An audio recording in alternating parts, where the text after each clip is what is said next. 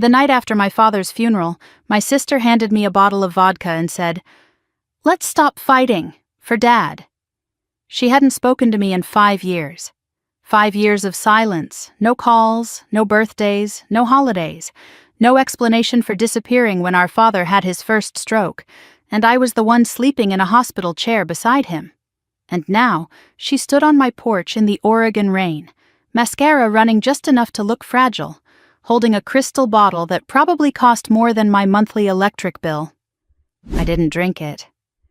That night, my fiancé Ethan came over to help me sort through the inheritance paperwork. He poured a small glass. Just one. He said we both needed something to take the edge off. 40 minutes later, he was on my kitchen floor, his body convulsing, his pulse racing so violently I could see it jump in his neck. When I looked at Madison and said, "He drank the vodka you gave me," she didn't cry. She went silent. Then she panicked. The sound Ethan made when he hit the tile is something I still hear when the house is too quiet. A sharp crack of bone against ceramic, followed by the metallic rattle of the bar stool tipping over, his glass shattered beside him. The vodka spread across the floor in a thin, clear sheet that smelled faintly bitter, sharper than it should have. "Ethan!" I dropped to my knees, my training taking over before the fear could, roll him to his side, check airway, count breaths. His chest jerked in uneven spasms. His eyes were open but unfocused. Madison hovered near the doorway between the kitchen and living room, one hand over her mouth. "Oh my God! Oh my God, what's happening?" "You tell me," I snapped, already pulling my phone from my pocket. I hit 911 and spoke in a voice that had once called in coordinates under fire. Calm, precise, male, early 40s, sudden seizure, irregular heartbeat, possible ingestion. The operator asked what he had consumed. "Vodka," I said, staring straight at my sister. "From a bottle my sister brought." Madison's eyes flicked to the counter. It's just alcohol. Maybe he hasn't eaten." "He had dinner with me 2 hours ago." Ethan's body arched again. His hand clawed at my sleeve. His pulse under my fingers felt wrong, too fast. Not just panic fast, dangerous fast. The sirens arrived within minutes, red light washing through the front windows and across the framed photos of my father in uniform, my mother smiling before cancer took her, Madison and me as teenagers with braces and bad haircuts. Paramedics moved with practiced efficiency, lifting Ethan onto a stretcher, attaching monitors. One of them asked, "Anyone else drink from that bottle?" Madison answered too quickly. No, she didn't. Riley didn't drink any." The medic looked at me. "Ma'am?" "I didn't," I confirmed. "He poured the first glass." Madison's shoulders sagged with something that wasn't relief for Ethan. They carried him out into the rain. I followed, barefoot, not remembering when I'd kicked off my shoes. The cold pavement bit into my feet as they loaded him into the ambulance. "I'm riding with him," I said. Madison hesitated only a second. "I'll follow in my car." Inside the ambulance, the air smelled like antiseptic and adrenaline. A paramedic called out numbers. Blood pressure unstable, heart rate erratic. They asked again what he'd taken. "Just vodka," I said. "Nothing else." "Any medications? Recreational drugs?" "No." But my mind was already running ahead, scanning details like it used to scan desert roads for disturbed sand. The taste Ethan had mentioned. The way Madison kept asking if I'd had any. At the hospital, they rushed him straight into the emergency room. I stood in the hallway, hands shaking only after the doors swung closed. Madison appeared beside me, rain still clinging to her coat. "Riley, I swear, I bought that at Duty Free in Seattle." "It's expensive stuff. It wouldn't—" "Where exactly did you buy it?" I asked. She blinked. "At the airport." "Which store?" "I don't remember the name. Does that matter right now?" "It matters." She stared at me like I'd just betrayed her instead of the other way around. "Your fiancé is in there fighting for his life and you're interrogating me?" I stepped closer, lowering my voice. "You've asked 3 times whether I drank any." Her face drained of color. I was worried about you." A nurse came out and told us they were running tests. His heart rhythm was severely abnormal. They were stabilizing him. Did he have any heart conditions? She asked. No, I said. Madison spoke over me. She does. The nurse looked between us. She? My sister, Madison clarified quickly. Riley has blood pressure issues, PTSD, she's on medication. I felt something cold settle in my stomach. That's not relevant. The nurse nodded politely but scribbled something on her clipboard anyway. We were led to the waiting area. Fluorescent lights hummed overhead. A television in the corner ran a muted late-night news segment about rising housing prices. The world outside this building kept moving, indifferent. Madison sat across from me, knees bouncing. She kept checking her phone, typing rapidly, then deleting. Who are you texting? I asked. She locked the screen too fast. No one. I leaned back in the plastic chair and watched her. 5 years ago, she'd vanished. Said she needed space, needed to find herself. While I was the one driving our father to physical therapy after his first stroke. The one paying the utility bills when his pension paperwork got delayed. The one sitting through doctors explaining blocked arteries. And then today, at the funeral, she'd appeared in a black dress and trembling hands. The cemetery had been quiet except for the wind. I stood straight-backed as the flag was folded. Old habits, military composure. My father had been proud of that part of me. Madison had cried loudly, clinging to strangers like she was the one who'd been there every day. Afterward, when most people had drifted away with casseroles and polite condolences, she'd approached me near the car. I'm sorry, she'd said, eyes glossy. I shouldn't have left. I couldn't breathe here. You didn't call, I replied. I know. She held out the bottle then, wrapped in tissue paper. I brought this for you. To make peace. I'd almost laughed. Peace in a glass bottle.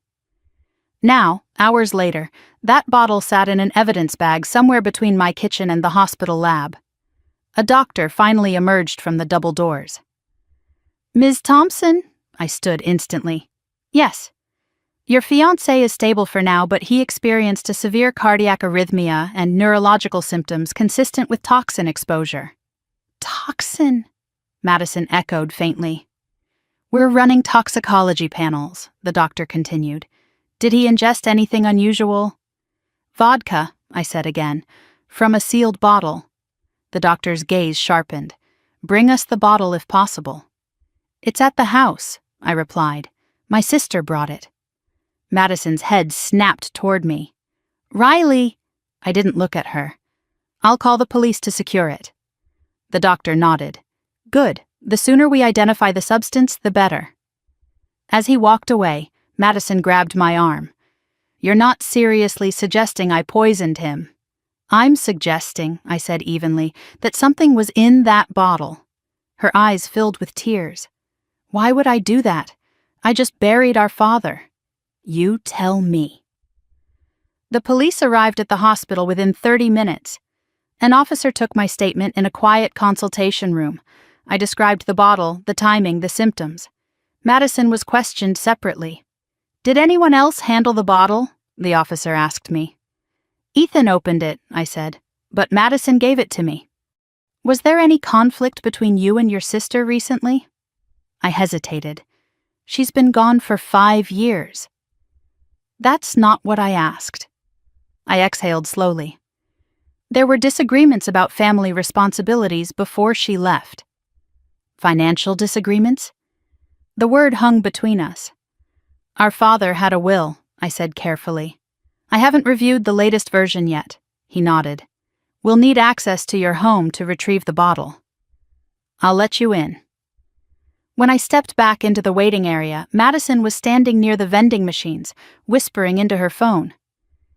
I don't know yet, she said. No, she didn't drink it. I told you. She froze when she saw me. The phone lowered slowly. Told who? I asked. No one, she said again, but her voice lacked conviction. What did you mean? She didn't drink it. Her jaw tightened. You're twisting everything. I held her gaze, searching for something familiar. A trace of the sister who used to steal my sweaters and beg me not to tell Dad when she missed curfew. All I saw was calculation. An officer approached with a plastic evidence bag. Inside, through the clear crinkle of sealed plastic, I saw the crystal bottle, the cap slightly askew. "We recovered this from your residence," he said. "We'll send it for analysis." Madison stared at it like it might explode. "Did you purchase this?" the officer asked her. "Yes," she whispered, "as a gift." "Do you have the receipt?" "I threw it away." "Where?" "I don't remember." The officer made a note. After he left, Madison sank into a chair and finally began to cry. Loud, messy sobs that drew glances from strangers. I didn't move to comfort her. An hour later, a nurse returned. "He's regained partial consciousness, just briefly." I rushed to his bedside. Ethan's skin looked pale against the white sheets.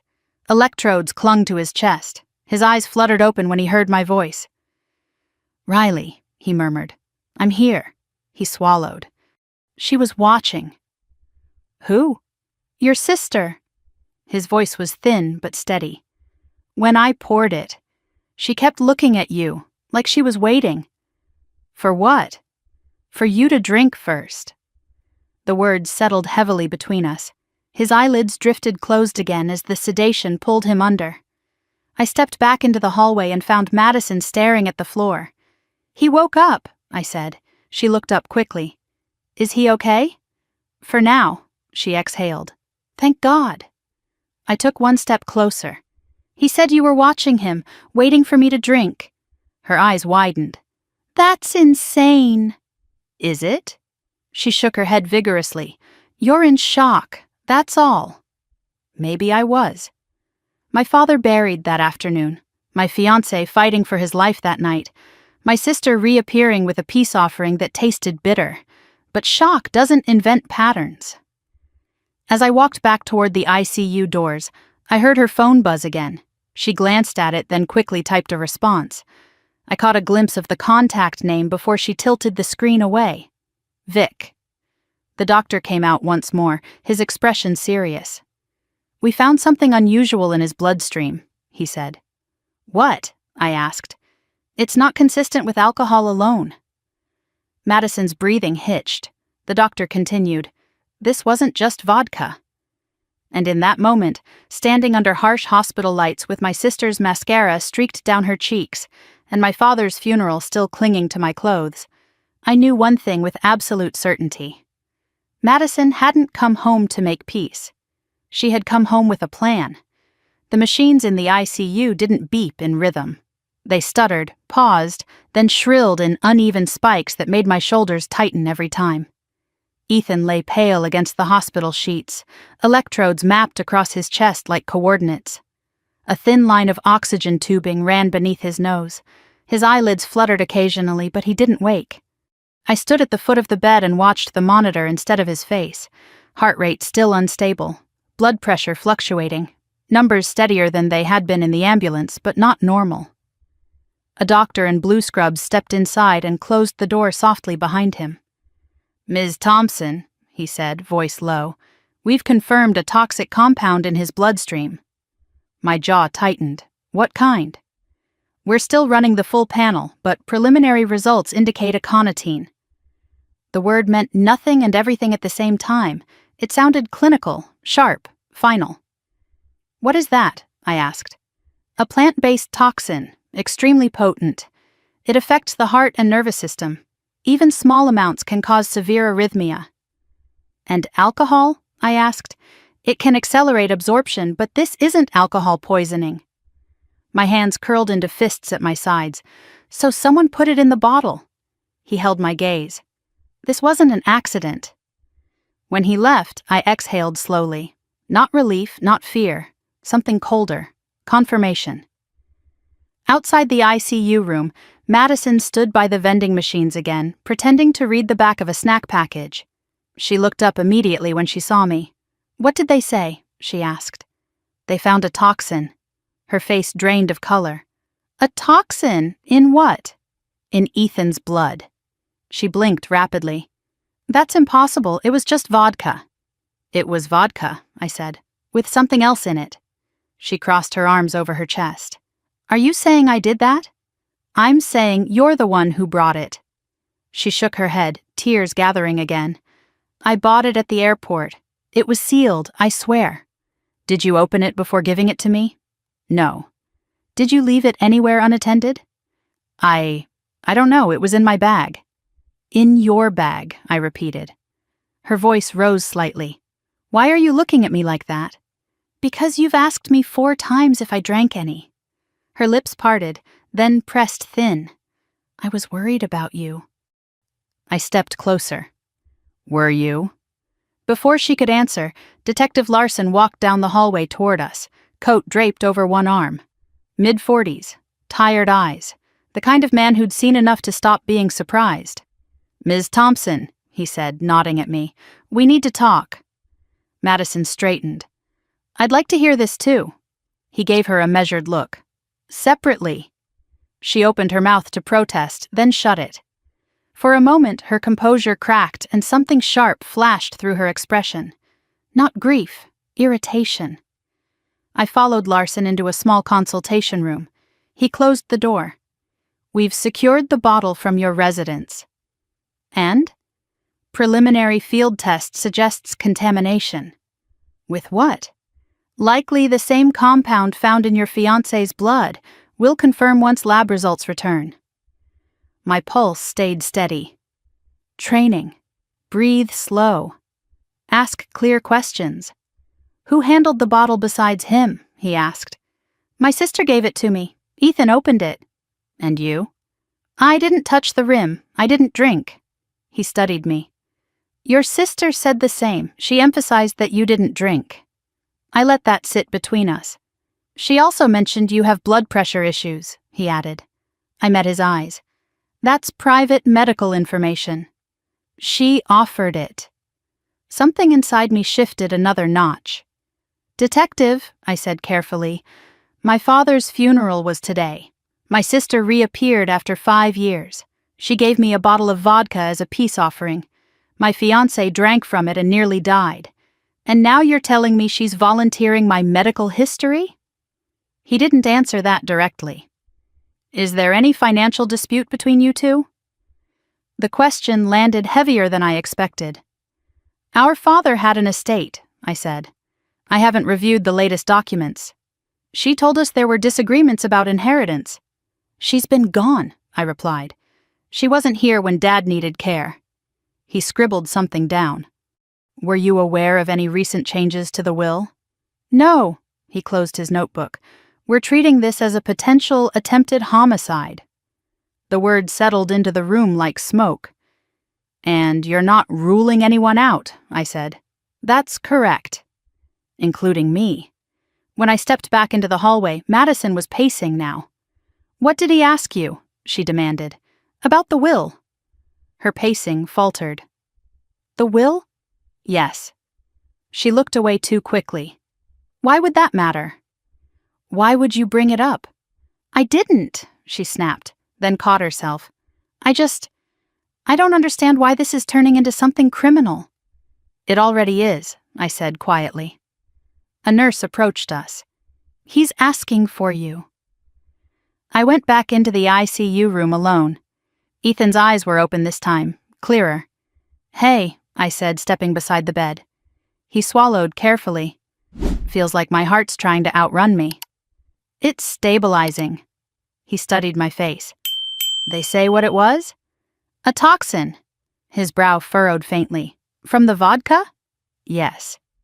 Silence stretched between us. She was watching, he said again, more firmly this time. I know. When I poured it, she moved closer, like she wanted a front row seat. My jaw tightened. And when you didn't drink, he added, voice weak but steady. She looked annoyed. I leaned down slightly. Don't push yourself. His fingers brushed mine. Be careful. I always am. When I left the room, Madison was gone. I found her near the elevators, phone pressed to her ear. No, not yet, she was whispering. They're still running tests. She froze when she saw me and turned away slightly. I'll call you back, she said quickly, ending the call. Who was that? I asked. A friend. Name. She gave me a look like I'd crossed a line. You don't get to interrogate me. I get to ask questions when my fiancé is poisoned. Her chin lifted. Maybe you should look closer to home. Meaning? You handle Dad's finances. You have access to everything. The accusation hung heavy. You think I poisoned my own fiancé? I asked. I'm just saying, she replied, shrugging slightly. People do strange things under stress. The coldness in her voice didn't match the tears still streaking her cheeks. Detective Larson approached again. Ms. Thompson, he said to Madison this time, we need to ask about where you purchased that bottle. She glanced at me once before following him. I watched her walk away and felt the old instinct return, the one that scanned desert rooftops and alley shadows, the one that trusted patterns over words. She wasn't afraid of losing Ethan. She was afraid of losing something else. Hours later, toxicology confirmed the compound. Aconitine. Not accidental, not naturally present in alcohol, intentionally introduced. Larson returned to the waiting area where I sat alone. Your sister says she bought the bottle at a duty-free store in Seattle 2 days ago, he said. Receipt? She claims she discarded it. Security footage? We're requesting it. He studied me again. She also mentioned your father revised his will 2 weeks before his stroke. I felt the air thin. I wasn't informed of that, I said. You might want to verify. He paused. One more thing.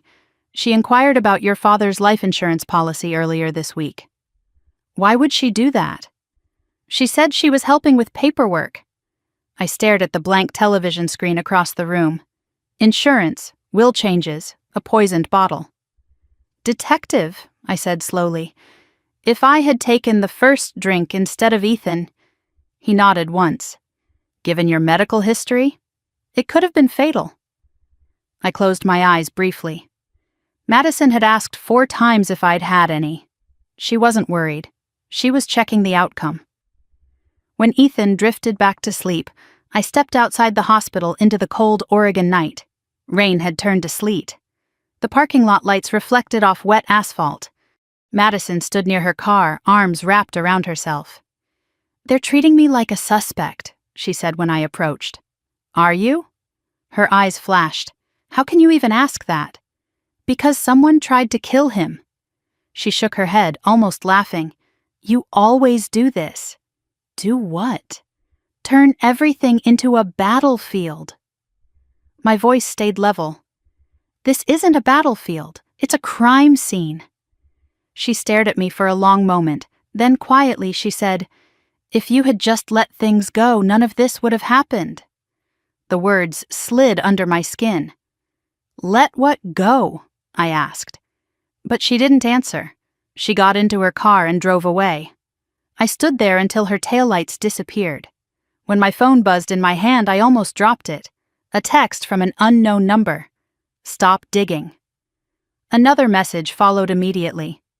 Some things should stay buried with your father. I looked back at the hospital entrance, at the ICU floor glowing faintly through the windows. This wasn't grief spiraling out of control. This was layered, deliberate, and it wasn't finished. Because as I walked back inside, my phone buzzed again. One more message. Insurance paperwork takes time. I didn't reply. I didn't need to. For the first time since the funeral, my shock hardened into something sharper. Madison hadn't just brought a bottle of vodka to make peace. She had built a plan. And I had survived the first move. I went straight from the hospital to my father's estate attorney without going home. I was still wearing the same black dress from the funeral, the hem damp from Oregon rain, my hair pulled back tighter than usual.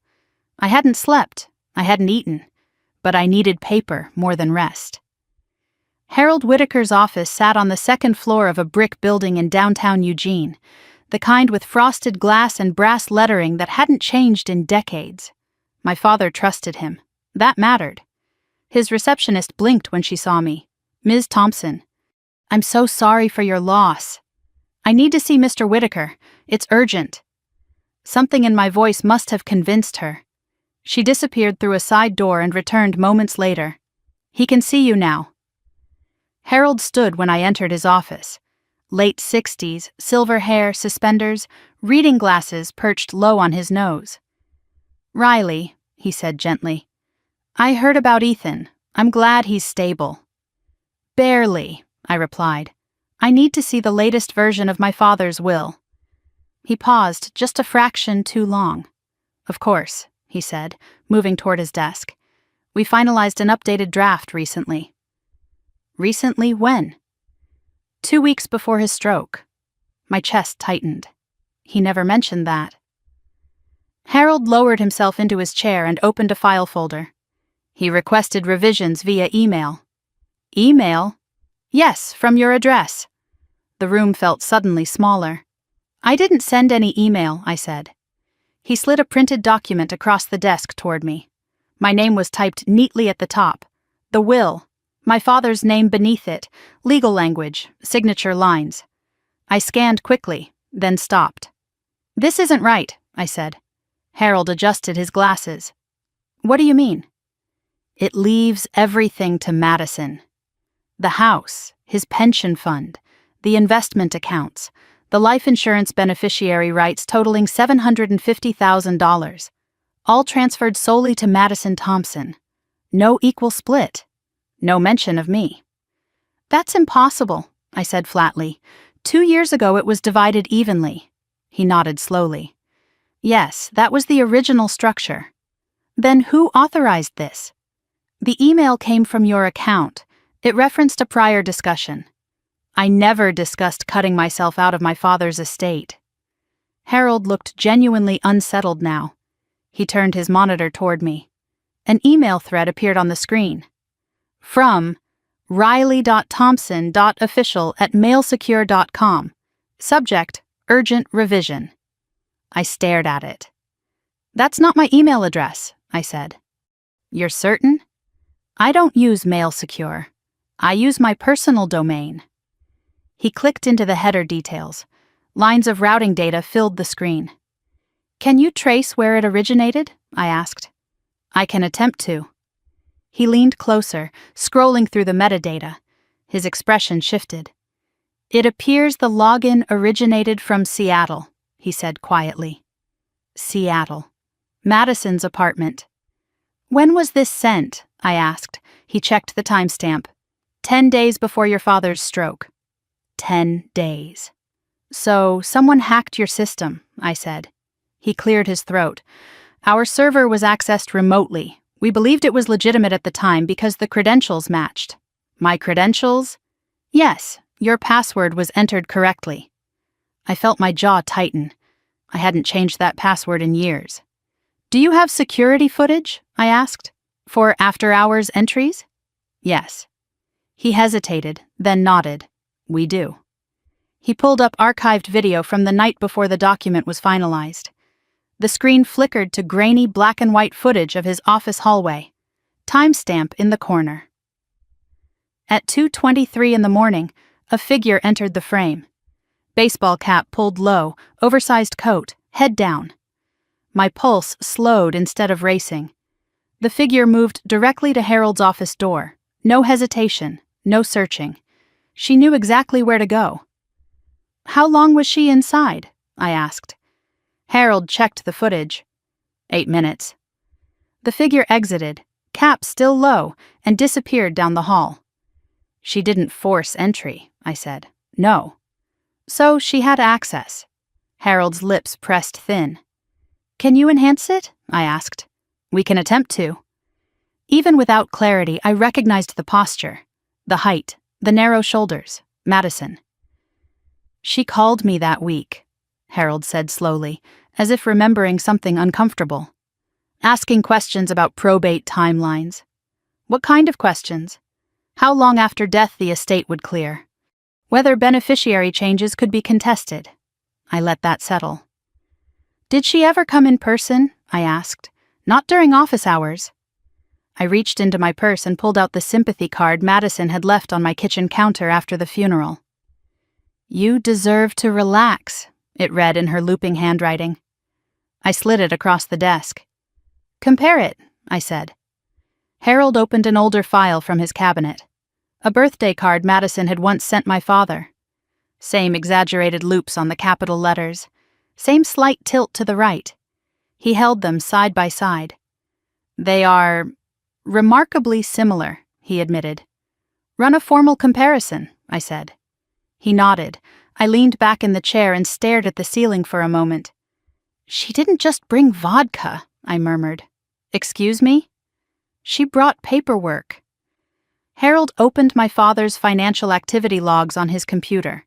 There were 2 withdrawals, he said, small enough not to trigger alerts. How much? $25,000 labeled consulting fee. Then another $10,000 2 weeks later. To whom? He clicked into the masked account details. The last 4 digits made my stomach drop. Those numbers were identical to the old joint account Madison once shared with her ex-husband. She tested access, I said. Harold removed his glasses and rubbed his eyes. Riley, if this is fraud, it is, he nodded slowly. There's something else, he added quietly. What? Your father seemed uneasy the last time he was here. He mentioned Madison had been asking about the life insurance payout. When? About a month before his stroke. The room felt too quiet. Did he express concern? I asked. He said she thought money equaled fairness. Fairness. I remembered that word. Madison had used it often growing up. It's not fair you get praised more. It's not fair Dad trusts you with things. It's not fair you left and came back decorated. She'd never seen my deployment as sacrifice. Only as attention. When exactly was the will finalized? I asked. Digitally signed 10 days before the stroke.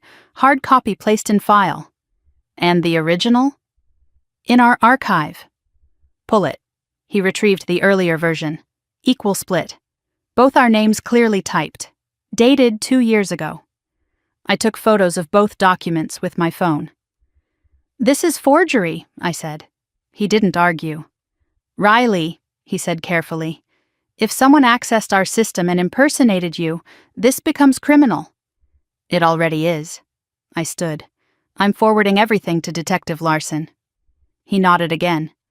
I'll cooperate fully. As I reached the door, he spoke once more. Your father trusted you, he said quietly. He often said you were the stable one. The stable one.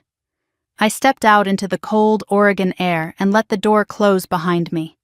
The wind cut across my face, sharp and bracing.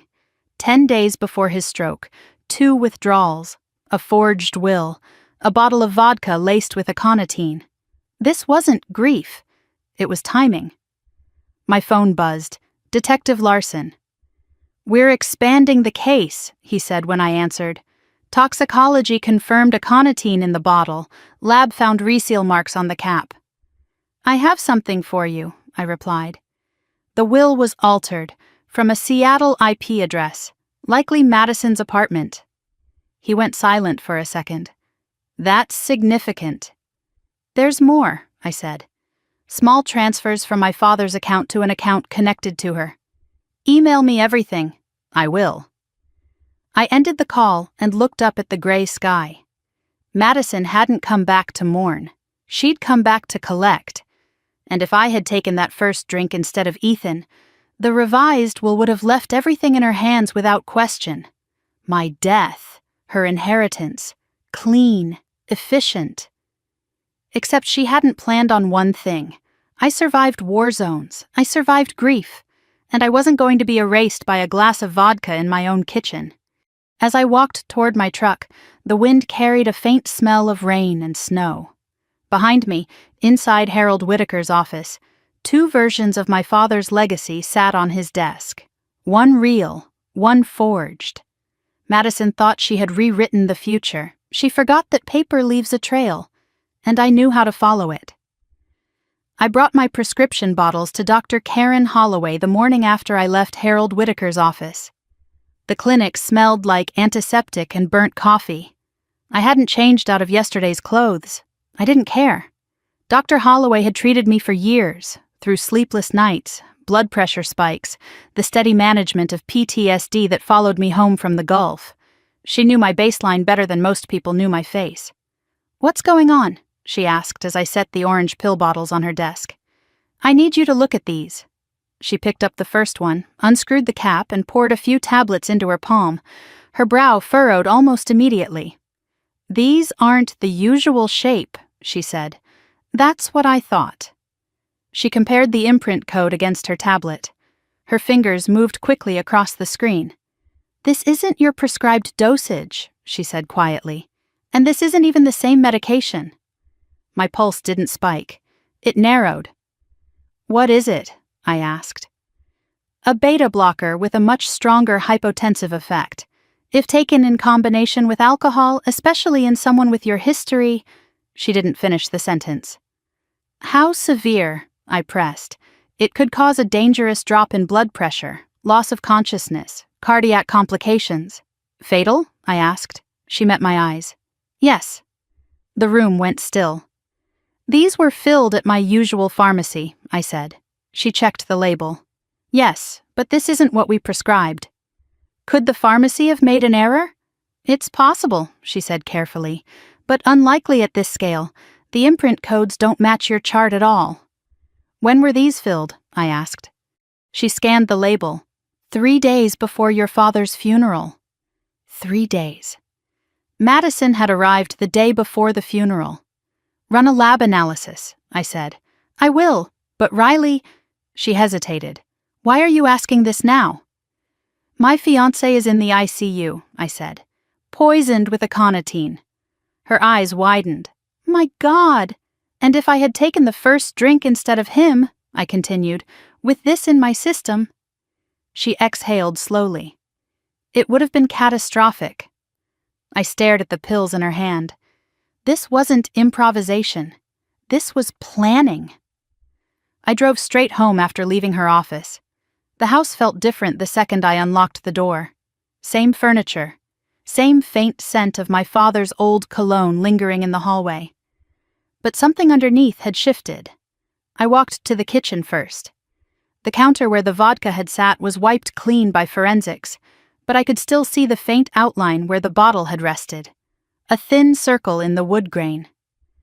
I opened the drawer beside the sink where I kept spare keys. Empty.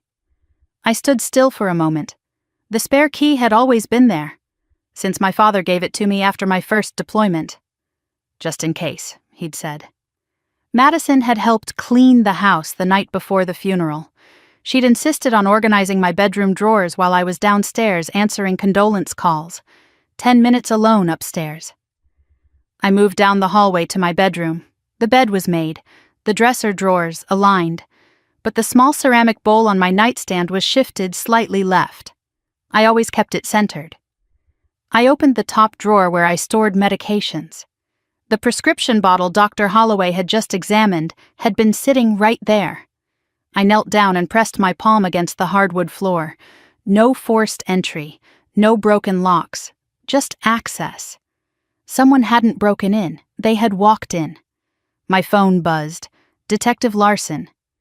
Lab confirmed aconitine in the vodka, he said without preamble. Concentration consistent with deliberate dosing. I have something else, I replied. My medication was switched. Silence on the other end. Explain, he said. I told him everything Dr. Holloway had said. That escalates this significantly, he said. We'll need to secure the pharmacy footage. And the house, I added. My spare key is missing. I'll send a team. When I ended the call, I stood in my father's study.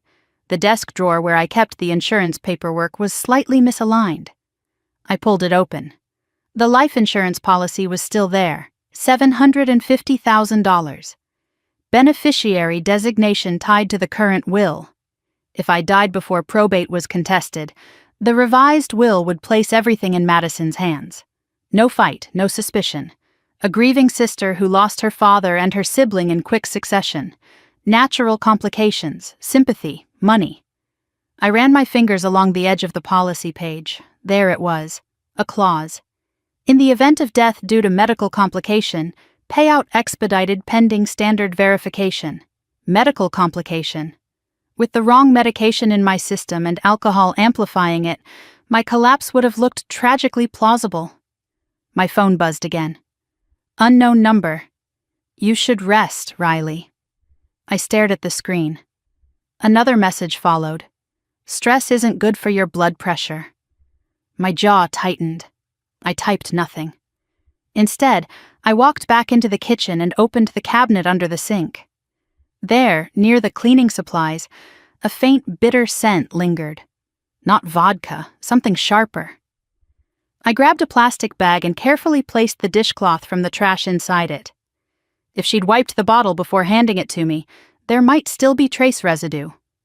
A knock at the door interrupted my thoughts. Forensics. 2 technicians in gloves and boot covers. They dusted surfaces, checked the locks, downloaded security logs. The alarm was disabled with the correct code, one of them said. Only 3 people know it, I replied. Me, Ethan, and Madison. He nodded and photographed the keypad. Timestamp shows it was entered at 2:14 in the morning 2 nights ago, he added. 2:14. The night before Ethan collapsed. She hadn't just come to the funeral, she'd come prepared. After they left, the house felt too quiet. I sat at the kitchen table where Ethan had fallen. My father had once sat at this same table and told me, "You can't assume loyalty." I'd thought he meant soldiers. He'd meant blood. A memory surfaced uninvited. 6 months before his death, we'd been drinking coffee in this kitchen. "Madison's restless," he'd said. "She always is," I replied. "She keeps asking about the life insurance," he'd added. "She probably just wants clarity." He'd looked at me for a long moment. Clarity can turn into entitlement if you're not careful. I hadn't understood the weight in his voice. Now I did. My phone buzzed again. Detective Larson. "Pharmacy footage shows your sister in the store the day your prescription was filled," he said. "Did she pick it up?" "No, but she was near the drop-off counter for several minutes." "Alone?" "Yes." "She could have switched bottles in the parking lot," I said. "That's one possibility." "Run prints on the pill bottle," I added. "We will." When I hung up, the sun had started to dip behind the trees. Shadows stretched long across the floor.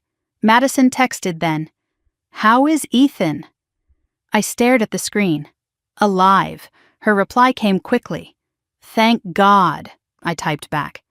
"The doctors say if I had taken that first drink with my medication, I might not have survived." 3 dots appeared. Then disappeared. No response. Minutes later, another text from her. "You're being dramatic." I set the phone down carefully.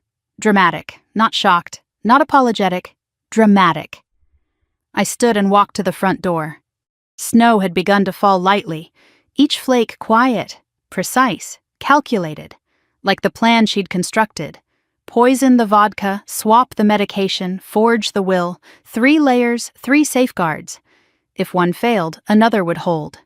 She hadn't accounted for one variable. Ethan loved me enough to pour first. As darkness settled, I replaced the front door lock myself. Metal scraped against metal, solid, secure. Inside, I turned off every light except the one in my father's study. I opened his safe and checked the contents. Insurance documents, original will copy, handwritten notes, everything still there. But the edges of the papers were slightly shifted. Someone had searched. Not for money, for evidence. I closed the safe and changed its combination. My phone buzzed one last time that night, from the same unknown number. "You can still walk away." I stared at the message. Walk away from what? From attempted murder?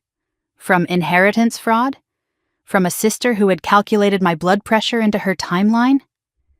I deleted the message. Then I turned off the phone entirely. For the first time since the funeral, I let myself say it out loud in the empty house. "She meant to kill me." The words didn't echo. They settled. My sister hadn't brought vodka to make peace. She had brought a trigger, and she had pulled it with precision. But she'd miscalculated one thing. I don't miss details, not on the battlefield, not in my own home, and I was done being her blind spot. The doorbell rang at 9:47 in the evening. I wasn't expecting anyone. Snow had started again, soft and steady, coating the porch in a thin white layer.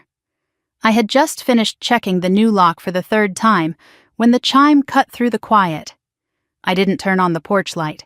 Instead, I stepped to the side of the front window and lifted the curtain just enough to see.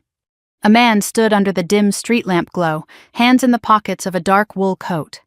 Late 50s, maybe early 60s, clean-shaven, not nervous. He looked like someone who expected to be let in. I kept the door closed and spoke through it. "Can I help you?" "Riley Thompson?" he asked calmly. "Yes." "My name is Victor Russo. We need to talk." The name hit something in my memory. Vic. Madison's phone. "I'm not interested," I said. "You will be," he replied. "This concerns your sister." "And the insurance policy." My grip tightened on the edge of the door. I opened it halfway but kept the chain latched. "What do you want?" I asked. He didn't try to look past me, didn't scan the interior of the house, just met my eyes. "There's been a complication," he said. "Your fiancé survived." "That's not a complication," I said evenly. "That's a blessing." "For you," he replied. The cold air between us sharpened. "Say what you came to say," I told him. He glanced once at the street, then back at me. "Your sister owes approximately $400,000, he said. The number settled heavily. "Owes who?" I asked. "A private network. High-stakes sports betting. Offshore processing, but domestic collection." "Organized crime," I said. He gave a faint smile. "That's a dramatic word." "Try me." He didn't flinch. "She's been overextended for 18 months. The debt escalated. Interest compounds quickly in our line of business." "And this has what to do with me?" I asked. "You," he said. "We're the collateral." The words didn't raise my heart rate. They slowed it. "She assured us," he continued, "that the inheritance would cover everything." "My father's estate?" "Yes." He was still alive when she promised that. Victor tilted his head slightly. His health was fragile. I let silence stretch between us. "She proposed a timeline," he went on. "Funeral, probate, transfer of assets, insurance payout." "She forged the will," I said. "Yes." He said it like he was confirming a delivery time. "And the vodka?" I asked. "That was her idea," he replied. "A layered plan." Layered, poison, medication swap, forged will. "She was very thorough," he said. I stared at him through the gap in the door. "Why are you here?" I asked. "Because she assured us the matter would be resolved by now." "Resolved? That's what she told you?" I asked. "She said you wouldn't be an obstacle much longer." The cold didn't register anymore. "She intended for me to drink it," I said. "Yes." The word landed without hesitation. "And Ethan?" I asked. "Unintended variable." My jaw tightened. "You're admitting conspiracy to murder," I said. He shrugged lightly. "I'm explaining financial expectations." "And you think showing up at my house is wise?" "I think transparency is preferable to misunderstanding," he said. "The insurance payout was pledged as security. If the payout doesn't occur, other avenues are explored." "Are you threatening me?" I asked. "I'm informing you." Snow gathered on his shoulders, melting slowly into the wool. "She used the life insurance as collateral," I said. "Yes."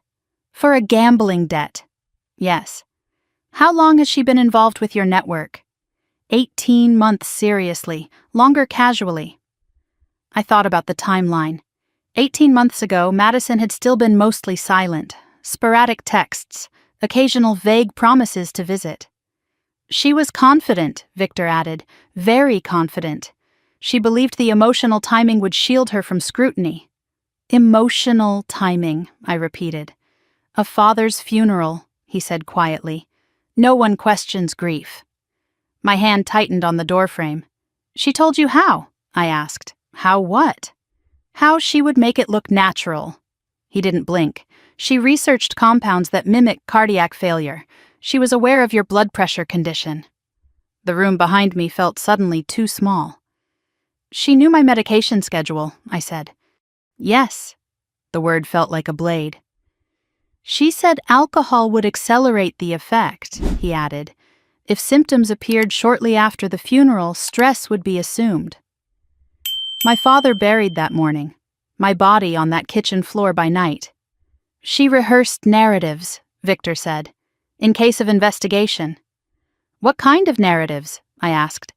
That you were emotionally unstable, that you'd been drinking more since the funeral, that your health was deteriorating. I almost laughed. She was thorough, he repeated. Why are you telling me this? I asked again. He exhaled slowly. Because when operations attract federal attention, our interests change, he said. Your sister has become a liability. Because she failed. Yes. Because she failed to kill me. Yes. The directness of it almost impressed me. And what do you want from me? I asked. Clarity, he said. If the inheritance transfers, the debt can be resolved quietly.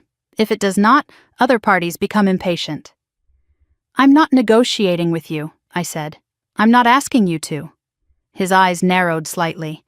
I'm advising you that your sister overpromised, and people who overpromise create pressure.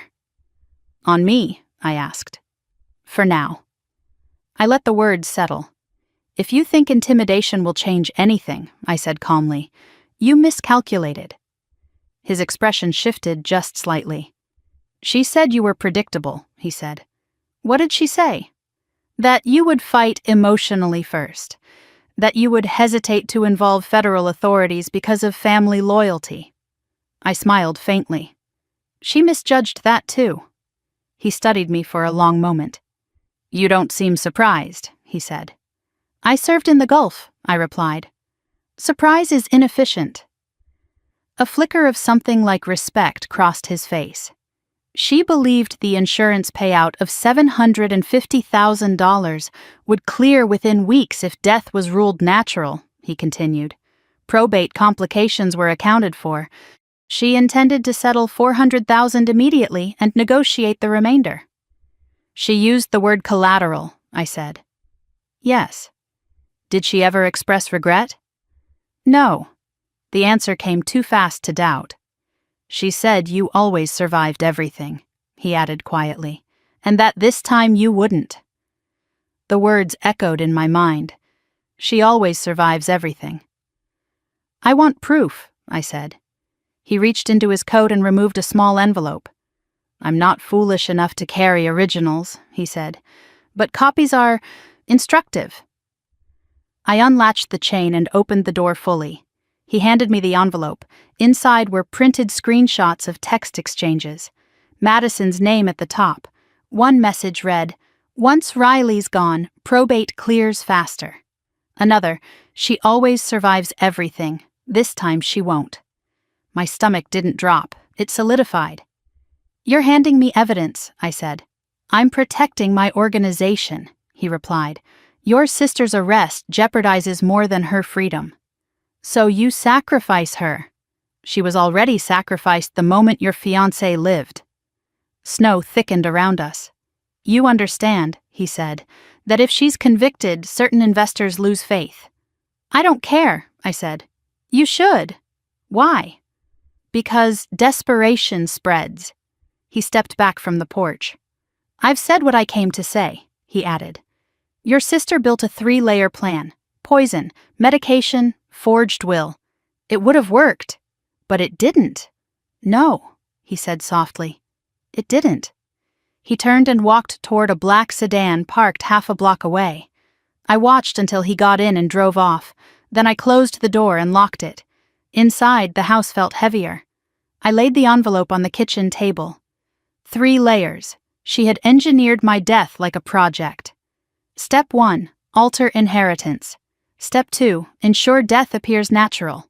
Step 3, collect payout. The phone rang before I could sit down. Detective Larson.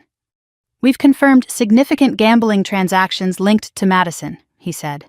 Offshore accounts, shell transfers. She used the insurance policy as collateral, I said. There was a pause. How do you know that? He asked. Victor Russo just left my porch. Silence. You let him leave? He asked. He came to talk. What did he say? Everything. I relayed the conversation. When I finished, Larson exhaled sharply. That escalates this into organized crime territory, he said. We'll involve federal agencies immediately. You should, I replied, because this isn't just family drama, it's financial conspiracy. Are you safe? He asked. Yes. But the word felt thinner than usual. After I hung up, I sat alone at the kitchen table. I looked at the screenshots again. She always survives everything. This time she won't. I thought about childhood winters when Madison used to accuse me of getting more praise. It's not fair. I thought about deployments, medals she called attention. It's not fair. I thought about my father trusting me with paperwork. It's not fair. Fairness had turned into entitlement. Entitlement had turned into calculation. Calculation had almost turned into my obituary. I folded the papers carefully and placed them inside a folder labeled Evidence. War taught me something simple. You don't panic. You gather, you document, you dismantle. Madison didn't just gamble money. She gambled my life. And she expected to win. She forgot one thing. I don't fold under pressure. Not in the desert, not in my own home. And certainly not because my sister decided I was collateral. I waited in the elementary school parking lot with the engine off and the heater running low. The late afternoon sky over Eugene was the color of wet concrete. Snow from the night before had melted into slush along the curb. Parents stood in small clusters near the entrance, checking their phones, waving at children spilling out of double doors. I hadn't told anyone I was coming, not Madison, not Lily's father, just Detective Larson, who had nodded once and said, "Be careful what you ask." I wasn't here to interrogate an 11-year-old. I was here to listen. The doors burst open and children ran into the cold air, backpacks bouncing. I scanned faces automatically, the way I used to scan rooftops for movement. Then I saw her, Lily, dark hair pulled into a messy ponytail, pink jacket too thin for the weather. She spotted my truck and hesitated. For a second I thought she might turn away. Instead, she ran toward me. "Aunt Riley!" she called, breath puffing white in the air. I stepped out of the truck before she reached me. "Hey," I said, forcing warmth into my voice. She hugged me tightly around the waist. "Is Uncle Ethan going to die?" she asked immediately. The directness knocked the air from my lungs. "No," I said gently. "He's stable. The doctors are taking care of him." She pulled back, searching my face. "Mom said it was just alcohol." "It wasn't," I said carefully. Her brow furrowed. "Is he really going to be okay?" "Yes." That part, at least, was true. "Can we get hot chocolate?" she asked quietly. "Mom's been busy." I nodded and opened the passenger door. We drove to a small cafe 3 blocks away, the kind with chipped wooden tables and chalkboard menus. I chose a booth near the back where conversations blurred into background noise. She wrapped her hands around the paper cup like it was an anchor. For a few minutes, we talked about safe things. School, her science project, a girl in her class who cheated during a spelling test. Then she went quiet. "Mom's really mad," she said softly. "At you?" I asked. "No." She stared into her cup. "At everyone." I let silence stretch. Silence invites truth. "She keeps talking on the phone at night," Lily continued. "In the kitchen. She thinks I'm asleep." "What does she say?" I asked. Lily shrugged at first. "Stuff about insurance," she said. My pulse slowed, sharpened. "What kind of stuff?" I asked gently. "She said insurance clears fast," Lily replied. "And that once you're gone, things will be easier." The cafe noise faded into a dull hum. "What exactly did she say?" I asked, keeping my tone even. Lily chewed her lip. She said, "Once Riley's gone, probate clears faster." The words echoed the screenshot Victor had handed me. "Did she say that more than once?" I asked. "Yeah," Lily nodded. "She said it to a man named Vic." My hand tightened around my cup. "How do you know his name?" I asked. "She said it a lot," Lily replied. "Like, Yes, Vic, it's almost done. Almost done. When did she say that? I asked. Before Grandpa's funeral, and after. Lily looked up at me suddenly. Are you mad at Mom because of Grandpa's money? She asked. The question cut deep. I'm upset because someone tried to hurt Ethan, I said carefully. She nodded slowly. Mom said we'd be rich before Christmas, she added. The cafe felt colder. She said we'd move somewhere bigger, Lily continued. She showed me houses online. Did she ever talk about how that would happen? I asked. She said insurance, Lily said again, and that you wouldn't need anything anymore. I kept my breathing steady. Did she tell you not to talk about the bottle? I asked. Lily's fingers tightened around her cup. She said if anyone asked, I should say I didn't see anything, she whispered. My jaw clenched. Did you see anything? I asked. She hesitated. I saw her with the bottle in the kitchen before she gave it to you, Lily said. She was holding it and looking at it. Did she open it? I asked. I don't know, Lily replied, but she had it out of the bag. I leaned back slightly. Did she ever talk about my medicine? I asked. Lily's eyes widened faintly. She said you take stuff for your heart, she said, and that alcohol would make it worse. My throat went dry. When did she say that? I asked. On the phone, Lily said, to Vic. The pieces were aligning with brutal precision. She said stress would make it look natural, Lily added quietly. I swallowed. Did she ever say anything about Ethan? I asked. She said he wasn't supposed to drink it, Lily replied. The cafe noise came rushing back all at once. Did she say that exactly? I asked. Yes. Lily looked confused now. I thought she meant you were supposed to have it first, she said. I forced my expression not to change. Did she ever tell you to practice saying something? I asked. Lily nodded slowly. She said if police asked, I should say we haven't seen you much, she whispered. Even though we did. My phone vibrated on the table. Madison. I let it ring once, then answered and placed it on speaker without announcing it. Lily? Madison's voice came through tight. Where are you? With Aunt Riley, Lily replied. Silence. Then, did you tell her anything? Lily glanced at me. No, she said softly. Madison exhaled audibly. Good. We're almost safe, she murmured. The line went dead. Almost safe. I ended the call and looked at Lily.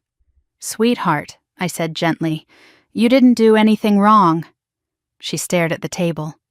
I don't want Mom to go to jail, she whispered. The words hit harder than anything else she'd said. I don't want that either, I replied honestly. But she said if you died, everything would belong to us, Lily added, voice trembling, and we wouldn't have to worry anymore. I reached across the table and covered her hand with mine. Money doesn't fix worry, I said quietly. She nodded, eyes glossy. She's been really scared lately, Lily added, like someone's watching her. That part didn't surprise me. When did she start acting like that? I asked. After the hospital, Lily said. She kept checking the windows. I thought about Victor's visit, about federal involvement, about pressure from both sides. Lily, I said carefully, if someone asks you what you told me today, you tell the truth, okay? She nodded. Even if Mom gets mad? Especially then. She looked down at her cup. She said you always win, Lily murmured. The phrase echoed again. You always win. I paid the bill and walked her back to my truck. The drive to Madison's apartment was quiet. When we pulled up, Madison was already outside, arms folded tightly. Her eyes flicked from Lily to me. You shouldn't be taking her without asking, she said. She wanted hot chocolate, I replied evenly. Madison crouched slightly in front of Lily. Did you tell her anything? She asked softly. Lily looked between us. I told the truth, she said. Madison's jaw tightened. I met her gaze over Lily's head. You told her we're almost safe, I said quietly. Her eyes flashed. You're twisting everything, she snapped. I leaned closer, keeping my voice low. You rehearsed narratives. You studied my medication. You altered the will. Her face drained of color. You have no proof, she whispered. I straightened. I have more than you think. She stood slowly, pulling Lily closer. This is harassment, she said loudly now. You're traumatizing my daughter. You did that, I replied calmly. Her expression shifted, anger rising, composure thinning. You always had to be the hero, she said. Even now. I didn't respond, because for the first time, I wasn't trying to be a hero. I was trying to stop a cycle. Lily squeezed my hand briefly before stepping inside with her mother. Madison lingered a second longer. You could still walk away, she said quietly. From what? I asked. From all of this. I held her gaze. You tried to kill me, I said softly. Her eyes flickered. No, she said. I tried to fix things. Then she went inside. I sat in my truck for a long moment after the door closed. Snow began falling again, light and steady. I pulled out my phone and called Detective Larson. I have more, I said when he answered. I told him everything Lily had said. He was silent for a moment. That corroborates Victor's statement, he said. She told Lily I wouldn't last long, I added. That's powerful testimony, he replied. But she's a child. I know. Would you be willing to document the conversation? Yes. When I ended the call, I looked up at the apartment window. Madison moved behind the curtain. For years, I'd been the one who shielded her from consequences, covered for her, explained away her impulses. Now her own daughter had exposed the truth. I started the engine. For the first time since the funeral, I felt something shift inside me. Not rage, not revenge. Resolve. This wasn't just about me surviving. It was about making sure Lily never learned that entitlement was love. And as I drove away, I understood something clearly. Madison hadn't just gambled with money. She had gambled with the future of her own child, and that was a debt far bigger than $400,000. The house felt wrong the second I unlocked the door. Not loud wrong, not obvious, subtle. The air was colder than I'd left it. The faint scent of my father's old pipe tobacco, which usually lingered near the study, seemed diluted. I stepped inside and closed the door quietly behind me. The porch light was on. I was certain I'd turned it off. I didn't move immediately. I listened. The refrigerator hummed. The heater clicked softly. No footsteps, no shifting floorboards. Still, something felt disturbed. I moved the way I used to in unfamiliar buildings overseas. Slow, deliberate. Clear the space before claiming it. The living room looked untouched, couch aligned, blankets folded. But the throw pillow in the corner chair was angled slightly to the left instead of centered. It was a small thing. Small things matter. I moved down the hallway. My bedroom door was slightly ajar. I never leave it open. My pulse didn't spike. It narrowed. I pushed the door wider with my fingertips. The room was intact, bed made, closet closed. No drawers dumped on the floor. But the closet door track had a faint scrape along the bottom edge, like it had been slid open too quickly. I stepped inside and opened the dresser. The top drawer was aligned, but the edges of folded shirts were disturbed. Someone had rifled without disarray. That takes practice. I crossed to the nightstand. The ceramic bowl was back in the center now. Too perfect. I crouched and looked beneath the bed. Nothing. I stood and moved toward the study. The chair behind my father's desk was pulled out slightly, barely an inch. He used to align it exactly flush with the desk. I had kept it that way. Not tonight. I approached the security monitor near the hallway. The system showed normal activity. Front door locked. Back door secure. I opened the alarm log. 2:14 in the morning. System disarmed. Correct code entered. No forced override. The same timestamp Larson had mentioned earlier. 2:14, the night before Ethan collapsed. My spare key had gone missing. Now the code had been used. I scrolled further. System armed again at 2:27, 13 minutes inside. Enough time, enough precision. I walked to the back door and examined the frame. No splintering, no scratches. Whoever entered knew how to leave cleanly. My phone buzzed. Unknown number again. Stop digging! I didn't respond. Another message followed. You don't know who you're dealing with. I stared at the screen for a long moment before setting the phone down on the desk. The study window faced the street. I stepped closer and peered through the glass. A dark SUV sat parked across from the house, engine off. I couldn't see inside. It hadn't been there earlier. I memorized the plate number without thinking. Years of practice. I moved back from the window and turned off the study light. Let them wonder if I'd seen. My phone vibrated again. A call this time. The hospital. I answered immediately. This is Riley. Ms. Thompson, the nurse said. A man attempted to access Mr. Miller's room about 20 minutes ago. My body went still. What man? He claimed to be a cousin. His name didn't match the approved list. Description? Mid-40s, dark coat. He left when security asked for identification. Did he see Ethan? No. I exhaled slowly. Did he say anything? I asked. He asked whether Mr. Miller was conscious yet. The SUV outside my house. A man at the hospital. Pressure. Thank you, I said and ended the call. I dialed Larson immediately. Someone tried to access Ethan's room, I said. I'm aware, he replied. Security notified us. And there's a vehicle outside my house. Stay inside, he said. I'm dispatching a unit. I didn't argue. Instead, I walked back into the kitchen. The counter where the vodka had sat was empty now, stripped by forensics. But under the cabinet, I caught a faint chemical smell again. Bitter. Metallic. I crouched and ran my fingers along the underside of the counter. Dust had been disturbed recently. Someone had braced themselves there. I stood and moved to the trash bin. Empty. Too empty. I always leave at least one bag liner tucked at the bottom. Gone. I walked back toward the hallway when headlights flashed briefly through the front window. Police.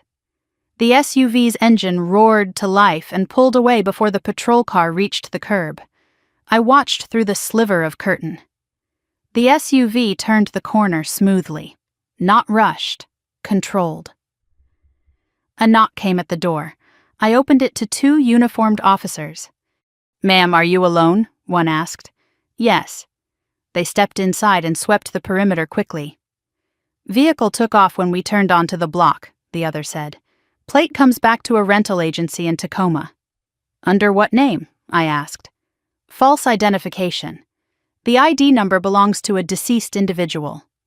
Organized. They documented everything. Alarm logs, security footage. The muddy footprint near the back door I hadn't noticed before. Size smaller than mine. Could be Madison. Could be someone she sent. After they left, the house felt even more hollow. I turned off every light except the lamp in the study. I opened the safe again. The documents were still there. But the edges of the insurance policy had shifted slightly since the last time I checked. Someone had handled them. I removed everything and laid it on the desk. The original will, my father's notebook. The envelope labeled, "Open if trust is broken." They hadn't taken anything. They had searched. For evidence. My phone buzzed again, this time a voice message. Distorted. You're costing people money. Click. I deleted it without replaying. War taught me something simple. Fear is a tool. I walked through the house one more time. Bedroom, closet, bathroom, kitchen. Every room held the faint imprint of intrusion, not chaos, measurement. Whoever had entered wasn't stealing valuables. They were calculating how much I knew. I paused in the hallway, staring at the family photos. One of Madison and me as children stood crooked. I straightened it carefully. Snow tapped softly against the windows. I moved to the front door and replaced the secondary lock with a reinforced deadbolt I'd picked up earlier that afternoon. Metal slid into place with a solid click. Secure. I walked back into the study and shut the curtains fully. Then I sat in my father's chair and let the silence settle. A memory surfaced. Night patrol in the desert. We had cleared a building after intelligence suggested insurgents were inside. Nothing, empty rooms. But something felt wrong. We found the hidden compartment 2 hours later. Patience reveals what panic misses. This wasn't random intimidation. This was an attempt to push me off course, to make me hesitate, to make me feel unsafe in my own home. They underestimated something. I don't abandon ground. My phone buzzed again. Larson. FBI is stepping in, he said. Interstate financial fraud and attempted homicide connected to organized betting. You'll have surveillance support. Good, I replied. Are you shaken? He asked. No. That wasn't entirely true, but I wasn't shaken in the way they wanted. I was focused. They're trying to intimidate you, he said. They're trying to see how close I am, I replied. There was a pause. That's exactly what this is, he said. After I hung up, I opened my laptop and documented everything. Timestamp, vehicle description, hospital incident, text messages, every detail. The more light I shone on it, the less power it held. Around midnight, the street outside grew quiet again. No engines, no headlights, just snow. I stood at the window one last time before heading to bed. The yard looked untouched, white, still. But I knew better. Footprints melt, logs erase, messages delete, but patterns remain. And whoever walked through my house that night wasn't stealing. They were measuring. Measuring how far I'd gone. Measuring how much I'd uncovered. Measuring how difficult it would be to stop me. I turned off the final lamp and let the house fall into darkness. If they thought fear would slow me down, they miscalculated. I've walked through real war zones. A shadow on my porch doesn't compare. They wanted me to stop digging. Instead, they confirmed I was exactly where I needed to be. The federal building in downtown Portland didn't look dramatic from the outside. Gray concrete. Narrow windows. A flag snapping in the winter wind. But inside, everything felt heavier. 2 agents met me in a small conference room with no windows and a single camera mounted in the corner. Special Agent Daniel Hayes, Special Agent Monica Ruiz, both calm, both watching everything. Ms. Thompson, Hayes began, sliding a legal pad across the table. We appreciate your cooperation. I want this finished, I replied. Ruiz opened a folder thick with printed documents. We've confirmed communication between your sister and Victor Russo dating back 18 months. Gambling debt? I asked. Yes. How much? Approximately $400,000 principal. Interest fluctuated. And she pledged my father's insurance policy as collateral, I said. Hayes nodded once. That appears accurate. I placed the screenshots Victor had given me on the table. Ruiz studied them carefully. These align with what we've pulled from her cloud backup, she said. She didn't wipe it? I asked. She tried, Hayes replied, but partial data remained. I leaned back slightly. What about the IP address from the forged will? I asked. We traced it to her Seattle apartment, Ruiz said. 2 separate logins into the attorney's server. And the security footage? I asked. Hayes tapped the folder. We enhanced it. It's her. No hesitation in his voice. Has she been questioned? I asked. Not yet, Ruiz said. We're building enough to prevent a simple denial strategy. I nodded. What about the pharmacy? I asked. Surveillance shows her near the counter when your prescription was processed, Hayes said. And we recovered partial fingerprints from the swapped bottle. Her prints? I asked. Mixed, Ruiz said, but hers are present. The air felt sharp and clinical. And Victor? I asked. He's cooperating, Hayes said. I almost laughed. Self-preservation, Ruiz added calmly. He confirmed the 3-layer plan? I asked. Yes, Hayes replied. Poison in the vodka, medication tampering, forged inheritance documents. And the timing? I asked. Funeral, Ruiz said. High emotional cover, reduced suspicion. I stared at the tabletop for a moment. She researched aconitine online, Hayes continued. Search terms include dosage thresholds and cardiac mimicry. How long? I asked. 2 months. 2 months. While texting condolences, while pretending to reconnect. She called the insurance company twice under the pretense of helping with paperwork, Ruiz added. I closed my eyes briefly. How soon are you moving? I asked. Hayes exchanged a look with Ruiz. Soon, he said, but we need one more piece. What? I asked. Recorded intent, Ruiz said. I opened my eyes. She's not stupid, I said. No, Hayes replied, but pressure changes behavior. They leaned forward slightly. We need you to meet with her, Ruiz said. The words didn't surprise me. You want me to wear a wire, I said. Hayes didn't blink. Yes. I exhaled slowly. And provoke her into admitting it. Encourage clarity, Ruiz corrected. I thought about Lily, about the hospital, about the SUV outside my house. What's the risk? I asked. She's under surveillance, Hayes said, but we can't guarantee she won't react unpredictably. She already has, I replied. Ruiz slid a small device across the table. Non-visible, audio only. I picked it up. It was lighter than I expected. Where? I asked. She suggested meeting tomorrow evening at your father's house, Hayes said. She called you? I asked. She contacted you through text, Ruiz corrected gently. We intercepted. I checked my phone. A message from Madison sat unopened. We need to talk, alone. I looked back up. She thinks she can control the narrative, Hayes said. She always has, I replied. Ruiz studied me carefully. Are you emotionally prepared? She asked. I buried my father, I said. I watched my fiancé seize on my kitchen floor. I'm past unprepared. Silence hung for a moment. Hayes nodded once. We'll position agents nearby, he said. But the goal is voluntary admission. I slid the device into my coat pocket. What if she doesn't confess? I asked. Ruiz met my gaze. She will. I left the building with a new weight in my pocket and a colder clarity in my chest. Snow drifted sideways across the parking lot. The city felt distant, muted. When I got back to the hospital, Ethan was sitting up slightly in bed. Where'd you go? He asked softly. Federal meeting, I replied. He raised an eyebrow weakly. That escalated. It needed to. I sat beside him. They know, I said. He watched my face. Know what? He asked. Everything. His hand found mine. She meant for you to drink it, he said quietly. Yes. And she meant for it to look natural. Yes. He closed his eyes briefly.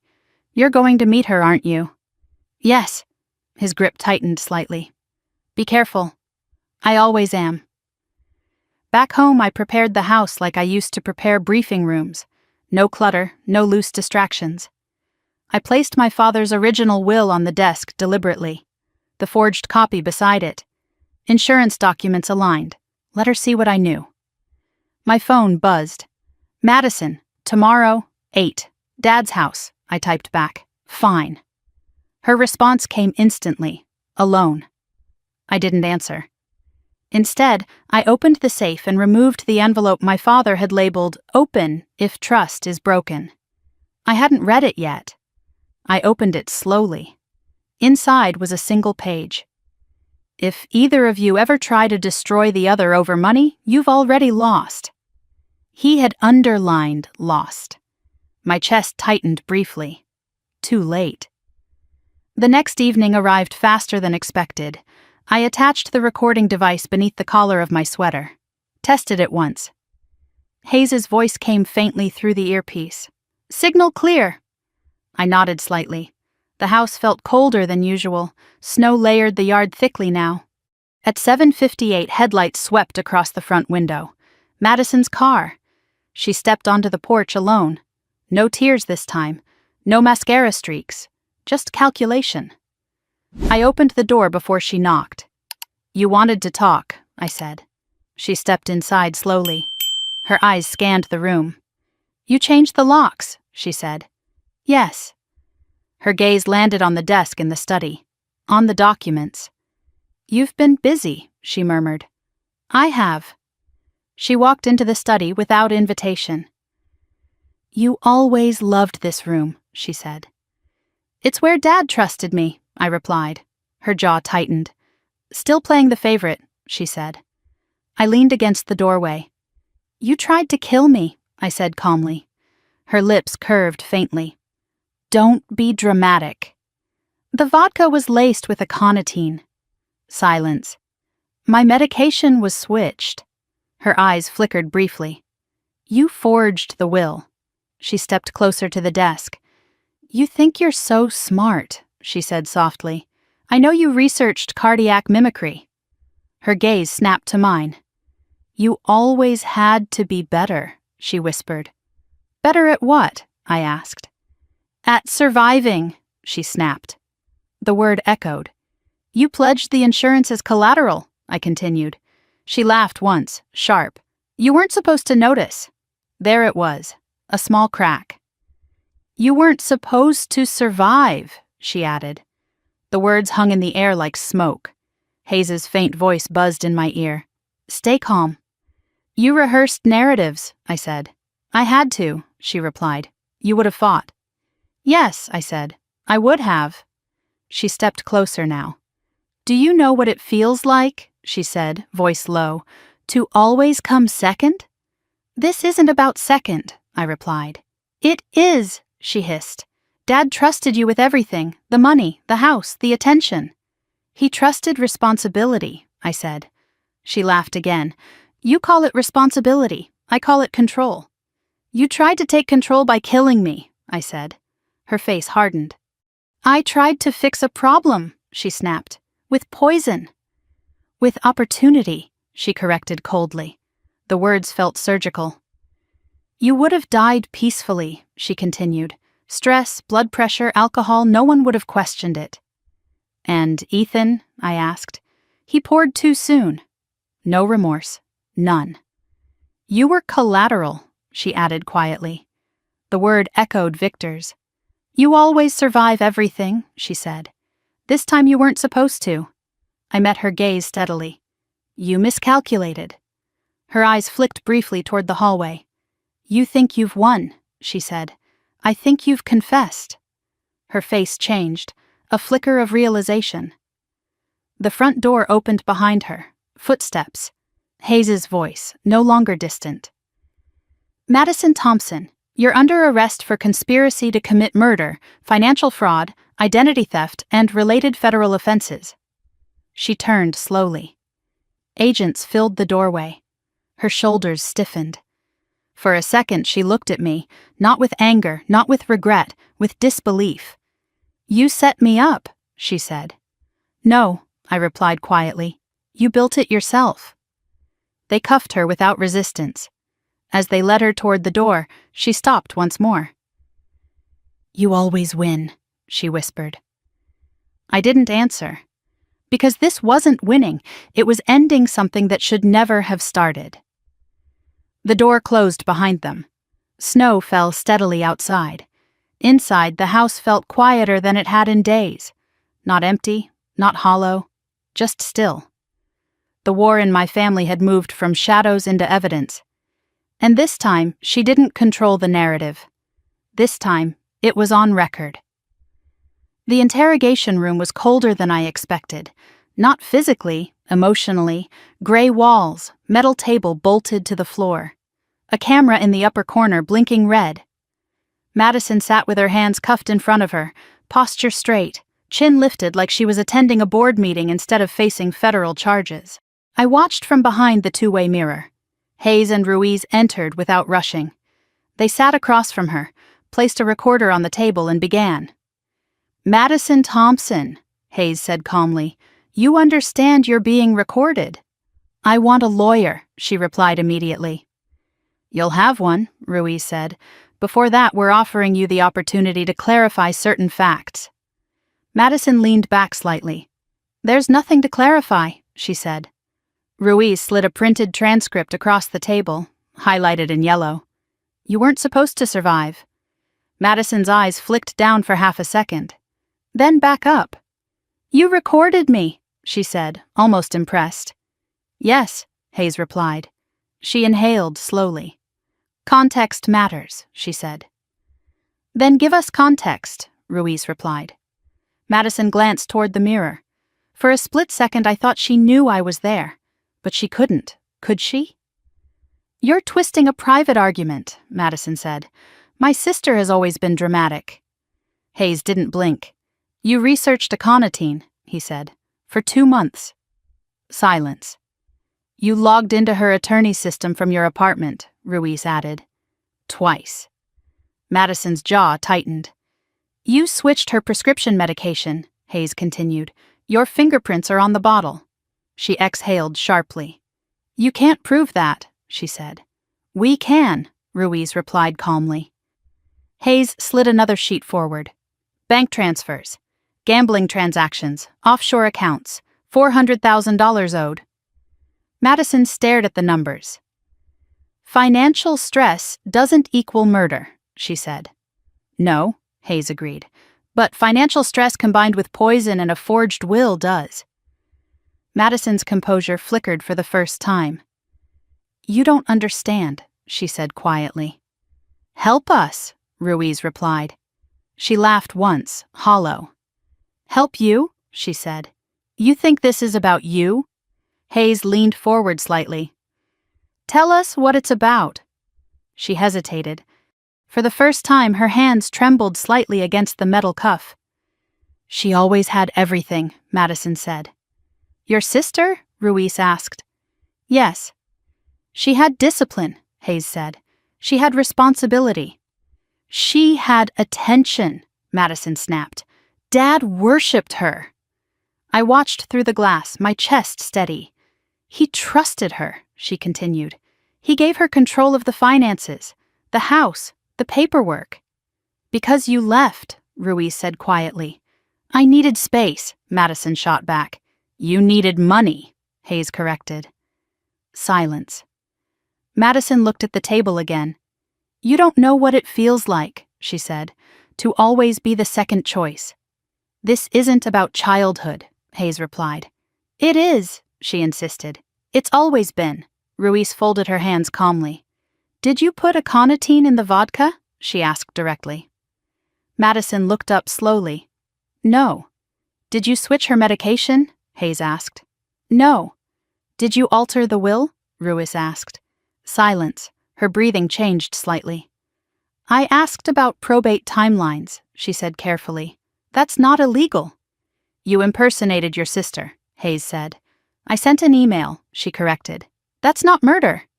Hayes slid the enhanced security image across the table. Her figure, baseball cap, entering Whitaker's office at 2:23 in the morning. Madison's lips parted. That's not clear, she said. It's you, Ruiz said quietly. Silence again. Through the glass, I watched her posture shift, not collapse, recalculate.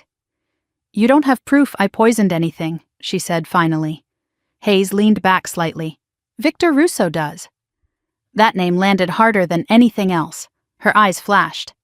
He's lying, she said immediately. He's cooperating, Ruiz corrected. He's protecting himself, Madison shot back. Yes, Hayes agreed.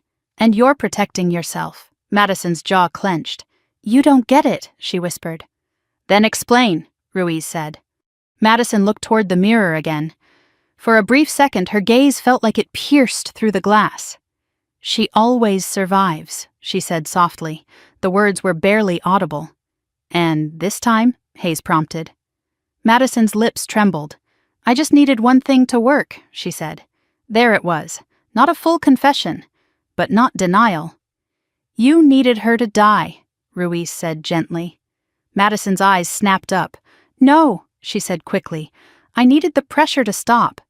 By eliminating her, Hayes replied. She shook her head rapidly. You're twisting it. Hayes slid Lily's statement summary onto the table. Madison stared at it. She's a child, she whispered. She heard you say insurance clears fast, Ruiz said. She misheard. She heard you say once Riley's gone, Hayes continued. Madison's composure cracked. She wasn't supposed to be part of this, she said. The room went silent. Ruiz leaned forward slightly. Part of what? She asked softly. Madison froze. The realization hit her face too late. Part of this. Hayes's voice stayed level. Part of the plan? Madison's breathing quickened. I didn't mean... You didn't mean for Ethan to drink it, Ruiz said. Madison closed her eyes briefly. That wasn't supposed to happen, she whispered. There it was, the pivot. You meant for Riley to drink it, Hayes said. Madison's shoulders slumped just slightly. I thought it would be quick, she said. Silence swallowed the room. You thought what would be quick? Ruiz asked. Madison opened her eyes. For once, she said bitterly, I thought it would be fair. Fair. You researched dosage, Hayes said. Madison's lips parted. You planned around her blood pressure, Ruiz added. I didn't want her to suffer, Madison said. The words were chilling. You wanted her to die cleanly, Hayes said. Madison didn't answer. She stared at the table. You forged the will, Hayes continued. You positioned yourself as sole beneficiary. She had everything, Madison whispered. And that justified murder? Ruiz asked quietly. Madison's head snapped up. I didn't think they'd look that closely, she said. The room stilled. You assumed grief would shield you, Hayes said. She swallowed. Yes. The word was barely audible. Hayes glanced at Ruiz. Ruiz nodded slightly. You understand this constitutes admission of premeditated intent, Hayes said calmly. Madison's eyes widened. I didn't... You acknowledged planning, Ruiz said. Research, timing, outcome. Madison's face drained of color. I didn't want it to look like murder, she whispered. There it was. Full, clear, documented. Behind the glass, I exhaled slowly. Not relief, not triumph. Finality. Madison slumped back in her chair. They never choose me, she said hollowly. Hayes's voice stayed steady. You chose this. She laughed once, bitter and small. I chose to stop being second. Ruiz leaned back. And now? She asked quietly. Madison stared at the table. Now there was no narrative left to control, no rehearsal, no performance. Just record. The door opened. An officer stepped in. Counsel has arrived, he said. Madison nodded slowly. As she stood, she looked toward the mirror again. This time I stepped back. I didn't need her to see me. She was led out of the room without another word. Hayes and Ruiz exited moments later. Hayes entered the observation room where I stood. You heard it, he said. Yes. She acknowledged planning, intent, and concealment, Ruiz added. Yes. Are you all right? Hayes asked. I thought about the kitchen floor, about Lily's small voice in the cafe, about the SUV outside my house. Yes, I said finally. They nodded. This moves forward to federal prosecution, Hayes said. It should, I replied. As I walked out of the building into the cold night air, snow had stopped. The sky was clear, sharp. For the first time since the funeral, the noise inside my head quieted. Not because the betrayal hurt less, but because it was no longer hidden.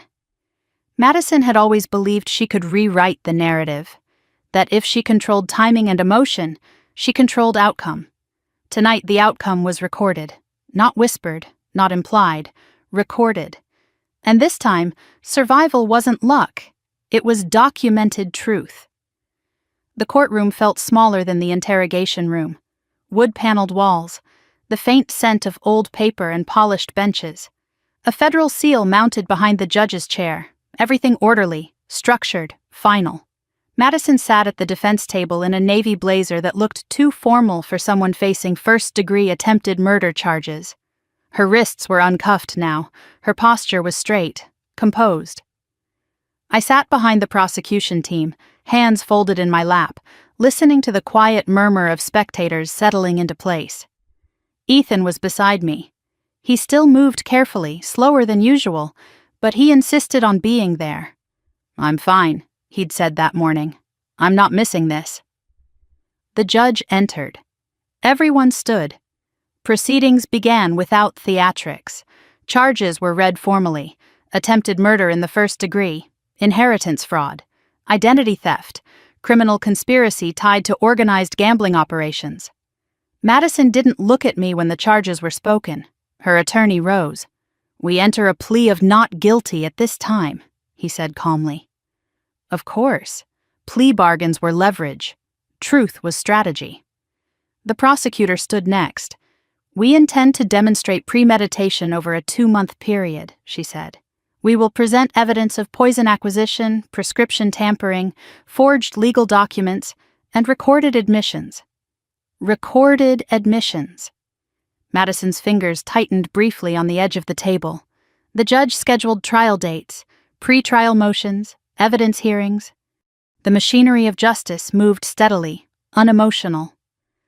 After the session adjourned, Madison was escorted toward the holding area. She glanced up once. Our eyes met. There was no apology in her expression, no regret, only calculation. "You didn't have to do this," she said quietly as officers paused beside her. I stepped closer, ignoring the warning look from one of the marshals. "You did," I replied. She shook her head faintly. "You could have walked away." "From what?" I asked. "From making this public. You made it public the moment you poisoned my kitchen." Her jaw tightened. "They won't understand," she said. "They already do." She was led away before she could respond. The hallway outside the courtroom buzzed with low conversation. Reporters lingered near the exit doors, microphones visible, cameras discreet but ready. "Ms. Thompson," one called gently as I stepped into the corridor, "do you have a statement?" I didn't slow down. "No." "Do you believe justice is being served?" another asked. I stopped for half a second. "I believe accountability matters," I said simply. Then I kept walking. Outside, the winter air was sharp and clean. Snow from the previous night clung to the edges of the courthouse steps. Ethan exhaled slowly beside me. "She didn't look scared," he said. "She's not," I replied. "Should she be?" "Not yet." He studied my face. "You're steady," he observed. "I've had practice." We drove back toward Eugene in silence. The highway stretched gray and open ahead of us. My phone buzzed. Larson. "She'll likely seek a plea deal once her attorney reviews the full evidence," he said. "Will you recommend it?" I asked. "That depends." "On what?" "Whether she cooperates further against the betting network." I looked out at the passing trees. "She won't," I said. "Why are you sure?" "Because she still believes she's justified." Larson was silent for a moment. "You're probably right," he said.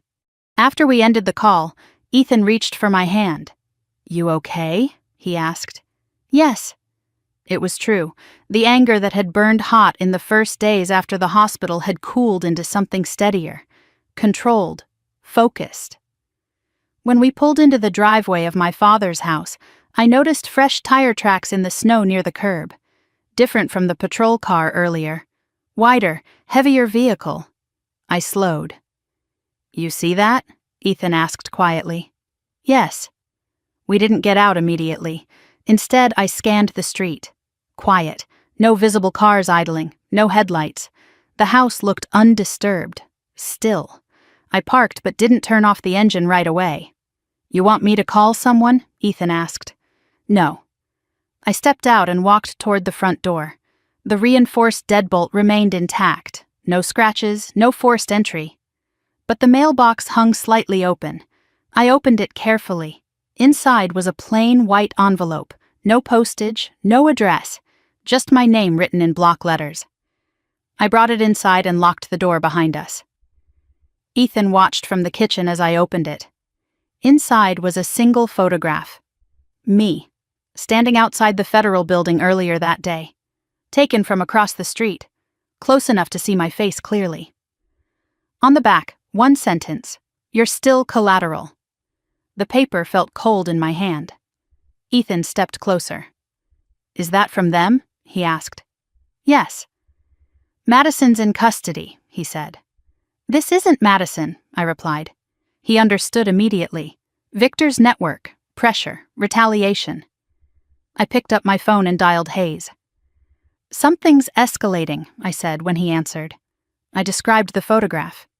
"Do not leave the house," he said immediately. "We're sending a unit." "They're trying to intimidate me," I said. "Yes," he replied, "which means the prosecution is hitting the right nerve." I hung up and placed the photo on the table. Ethan stared at it. "They won't stop, will they?" he asked. "They will," I said calmly, "when it becomes too expensive not to." He studied my face again. "You're not afraid," he said.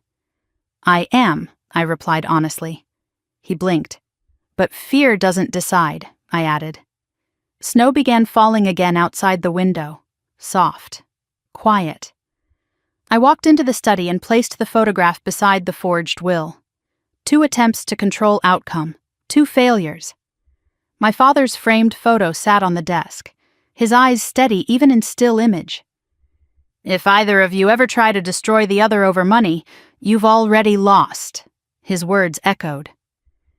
Madison had lost long before the courtroom, before the vodka, before the forged email. She had lost when fairness became entitlement, when entitlement became justification. A knock sounded at the door. Federal agents. They photographed the envelope, collected fingerprints, installed temporary surveillance across the street. "We'll increase patrol frequency," Hayes said quietly. "This is intimidation, not execution," he added. "They're testing reaction." "They won't get panic," I replied. He nodded. "That's good," he said, "because they expect it." After they left, the house felt heavy again, not with fear, with awareness. I sat at the kitchen table where Ethan had collapsed weeks earlier. The tile still looked new where it had been replaced. I ran my fingers along the grout line. "This is bigger than family," Ethan said quietly. "Yes." "But it started there." "Yes?" He exhaled slowly. "You could have ignored it," he said. "I couldn't," I replied, "because ignoring it would have meant accepting it, and acceptance would have meant teaching Lily something dangerous. That betrayal is survivable only if you stay silent." The snow outside thickened. The streetlights flickered on. I picked up the photograph again. "You're still collateral. They were wrong. Collateral implies expendable, replaceable, negotiable. I wasn't any of those." I walked to the window and looked out at the falling snow. The quiet didn't mean peace. Not yet. The trial would come. More evidence, more pressure, more attempts to rattle me. But tonight, the house was secure. The locks were reinforced. The truth was documented. Madison's confession recorded. The network exposed. The intimidation acknowledged. They thought survival was accidental. It wasn't. It was choice. And as I turned off the lights one by one, I understood something clearly. The battlefield had shifted. It wasn't just about proving Madison guilty anymore. It was about dismantling everything that believed my life was a negotiable asset. And I had no intention of walking away. The first morning of trial felt colder than the day of my father's funeral. Not because of the weather, because there was no illusion left. Snow had hardened into thin sheets of ice along the courthouse steps. Reporters lined the sidewalk this time, not subtle anymore. Camera lenses followed every movement as Ethan and I stepped out of the car. "Ms. Thompson, do you believe your sister intended to kill you?" someone called. I didn't answer. Inside, the federal courtroom buzzed with low conversation. Jurors filed in one by one, eyes careful, expressions neutral. Madison entered last. No cuffs, no visible panic. She wore a gray suit today, hair pulled back tightly. Controlled. Strategic. She didn't look at me. The judge took the bench. The prosecutor stood first for opening statements. "This is not a case of impulsive violence," she began. "This is a calculated plan executed over 2 months. The defendant researched lethal plant toxins. She altered legal documents to secure inheritance. She tampered with medication. She attempted to stage a death to appear natural." The words were steady, measured. The jury watched. "She believed grief would shield her," the prosecutor continued. She believed family would cloud suspicion. She was wrong. Madison's attorney rose next. "This is a tragedy fueled by misunderstanding," he said calmly. "Financial stress does not equal murder. Research does not equal action. We ask you to consider reasonable doubt." Reasonable doubt. I had lived in doubt for weeks. Now it had a courtroom. The prosecution called its first witness, Dr. Karen Holloway. She walked to the stand with quiet composure. "Dr. Holloway," the prosecutor began, "did you examine the defendant's sister's prescription medication?" "Yes," she replied. "What did you find?" "The medication had been replaced with a stronger hypotensive agent not prescribed to Ms. Thompson." "And the effect, if combined with alcohol?"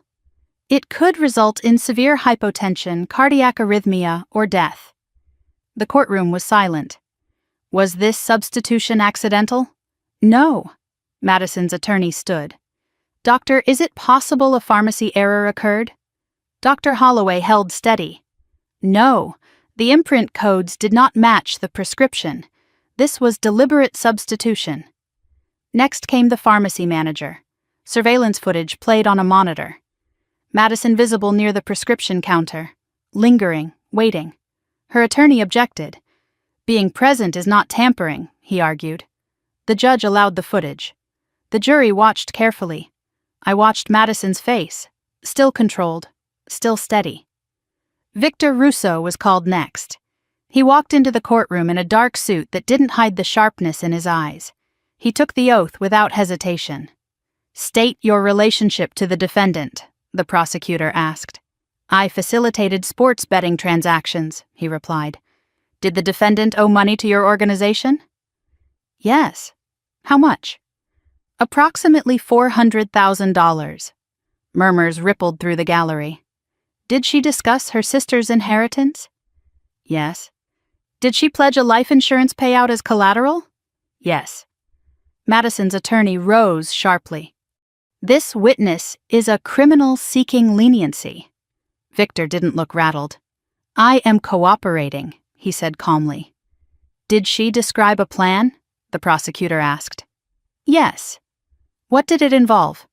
"Poisoning vodka, swapping medication, altering legal documents to ensure asset transfer." The courtroom held its breath. "Did she express intent for her sister to die?" the prosecutor asked. Victor didn't hesitate. "Yes." Madison's attorney stepped forward. "You expect this jury to believe you over a grieving sister?" he said sharply. Victor met his gaze. "I expect them to believe evidence." The prosecutor then played the audio recording from my father's study. Madison's voice filled the room. "You weren't supposed to survive." The words landed like a hammer. I kept my eyes forward. Madison's face remained composed, but her fingers curled tightly around the edge of the table. She always survives everything. This time she wasn't supposed to. Her voice echoed again. The jury shifted in their seats. The prosecution called Lily's father next. He described Madison's erratic behavior. Late-night phone calls, financial panic, statements about becoming rich before Christmas. The defense tried to frame it as stress, overwhelm, misinterpreted frustration. But the layers were too structured, too aligned. The prosecutor concluded the day with the enhanced security footage from Harold Whitaker's office. 2:23 in the morning. Madison entering the building, 8 minutes inside, the forged will displayed beside the original. The jurors leaned forward. The defense objected again. Speculation, circumstantial. The judge overruled. When court recessed for the day, I felt something shift, not relief, momentum. Madison was escorted out without speaking. Outside, the air felt sharper. Reporters waited again. "Ms. Thompson, do you feel vindicated?" "No," I said quietly. Vindication implied satisfaction. This was not that. Ethan walked beside me slowly. "You held steady," he said. "So did you," I replied. He squeezed my hand lightly. At home, the surveillance vehicle still sat discreetly across the street. Federal presence visible now. Less shadow, more deterrent. I stepped inside and closed the door behind us. The house felt quieter tonight, less invaded, more grounded. I walked into the study and sat in my father's chair. The trial wasn't over. More witnesses would come: forensics, digital analysts, financial experts. But the foundation was laid. Madison had believed grief would obscure logic. She had believed family loyalty would blur lines. Instead, the lines were sharp, clear, documented. My phone buzzed. A message from Hayes. "Strong day," I typed back. "She'll try to spin tomorrow." "Likely," he replied. I set the phone down and looked at the envelope labeled "Open if trust is broken." Trust had broken long ago. This wasn't about winning. It wasn't about revenge. It was about stopping something before it became generational. Lily would testify soon. That weighed heavier than any courtroom exchange, an 11-year-old carrying adult consequences. I closed my eyes briefly. The snow outside began again, quiet and steady. War zones taught me something simple. Momentum matters, day by day, evidence by evidence. Truth layered carefully until denial collapses under its own weight. Madison still believed she was misunderstood. But misunderstanding doesn't research poison. Misunderstanding doesn't forge signatures at 2:23 in the morning. Misunderstanding doesn't pledge a sister's death as collateral. Tomorrow, more pieces would fall into place. Tonight, the house remained secure. The trial had begun. And for the first time since that glass shattered on my kitchen floor, the truth was no longer hidden in whispers. It was spoken aloud, under oath, in record. And that changed everything. The second week of trial began with forensic evidence, cold, precise, unemotional. A toxicologist took the stand first, a woman in her early 50s with steady hands and a voice that never wavered. "We identified aconitine in the vodka bottle recovered from Ms. Thompson's residence," she said. "How certain are you?" the prosecutor asked. "Beyond scientific doubt." "And the concentration?" "High enough to induce fatal arrhythmia in a healthy adult, higher risk in individuals with underlying cardiovascular conditions." My name wasn't spoken, but the implication hung in the air. The prosecutor stepped closer. "Would symptoms present quickly?" "Yes, within 30 to 60 minutes." The jury shifted slightly. "That aligns with the timeline of Mr. Miller's collapse?" she continued. "Yes." The defense attorney rose slowly. "Doctor, aconitine is a plant-based compound, correct?" "Yes." "Is it commonly found in over-the-counter products?" "No." "Could accidental contamination occur?" "Not at this concentration." The defense paused. "Is it possible someone other than the defendant introduced the toxin?" The toxicologist didn't blink. "Possible in theory, but we found no evidence of external tampering beyond the bottle's reseal marks." "Reseal marks," the phrase echoed sharply. Next, the prosecution called a digital forensic analyst. He projected screen captures onto a large monitor. Search history, dosage thresholds, cardiac mimicry, symptoms resembling natural heart failure. The timestamps were clear. 2 months before the funeral. Multiple sessions. The analyst zoomed in on a specific search term. "How to mask poison as heart attack." A quiet ripple moved through the gallery. "Whose device?" the prosecutor asked. "Registered to Madison Thompson." The defense stood immediately. "Is it possible someone else used her laptop?" "Yes," the analyst admitted. "Is there evidence someone else did?" "No." The analyst clicked again. Login records from Whitaker's office server. IP address traced to Madison's apartment in Seattle. 2 separate entries. Late night, 2:23 in the morning. Duration, 8 minutes. The forged will appeared side by side with the original. The jury leaned forward. "Can you confirm file alteration?" the prosecutor asked. "Yes." "Was the metadata altered to conceal authorship?" "Yes." "Successfully?" "No." The defense tried again. "Is IP tracing 100% accurate?" "It is highly reliable within narrow geographic margins." "Meaning?" "Meaning the login originated from that apartment."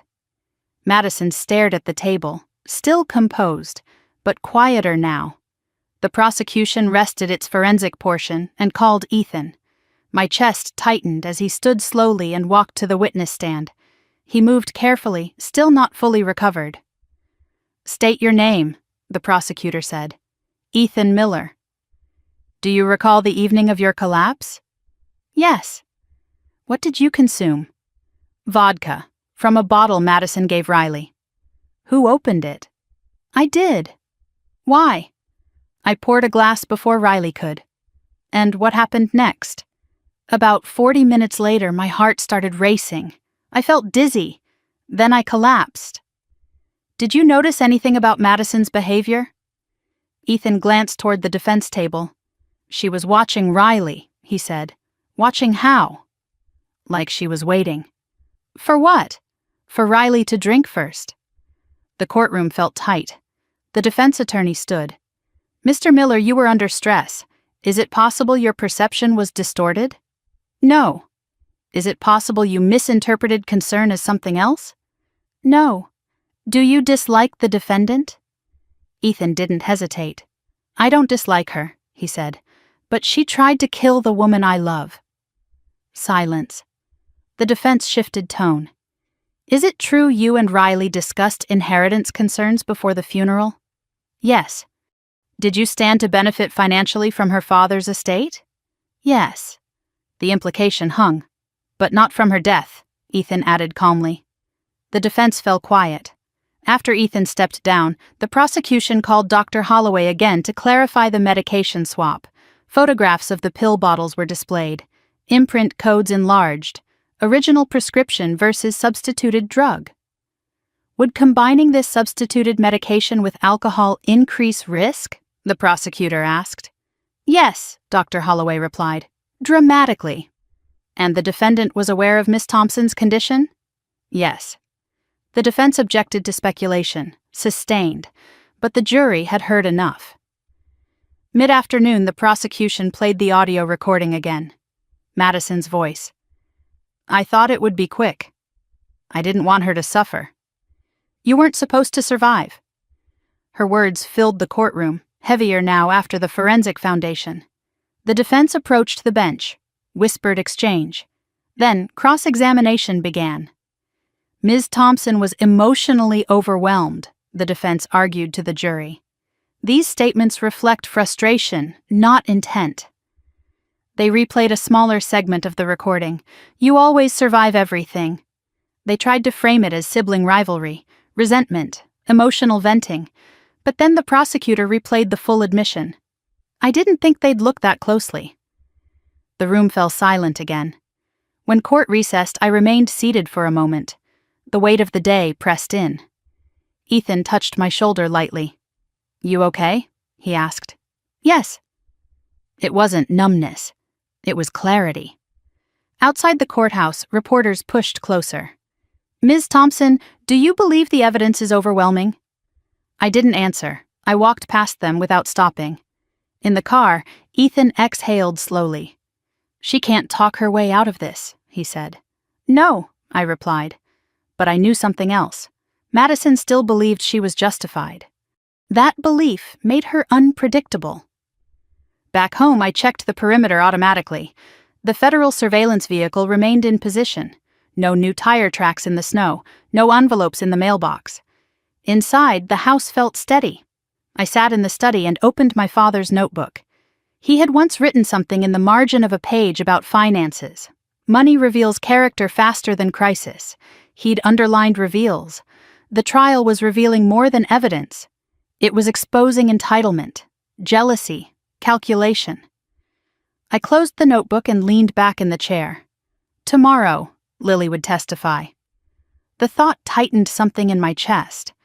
An 11-year-old shouldn't have to define truth in a federal courtroom. But truth doesn't wait for age. My phone buzzed.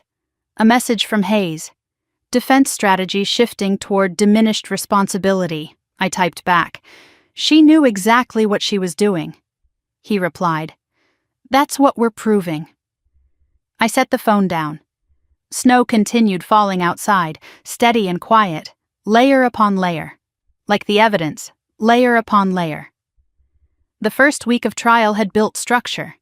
The second week was sealing it. Madison had believed in timing, believed that grief would blur scrutiny, believed that family loyalty would override logic. But evidence doesn't grieve.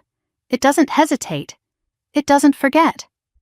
As I turned off the lights and prepared for bed, I understood something clearly.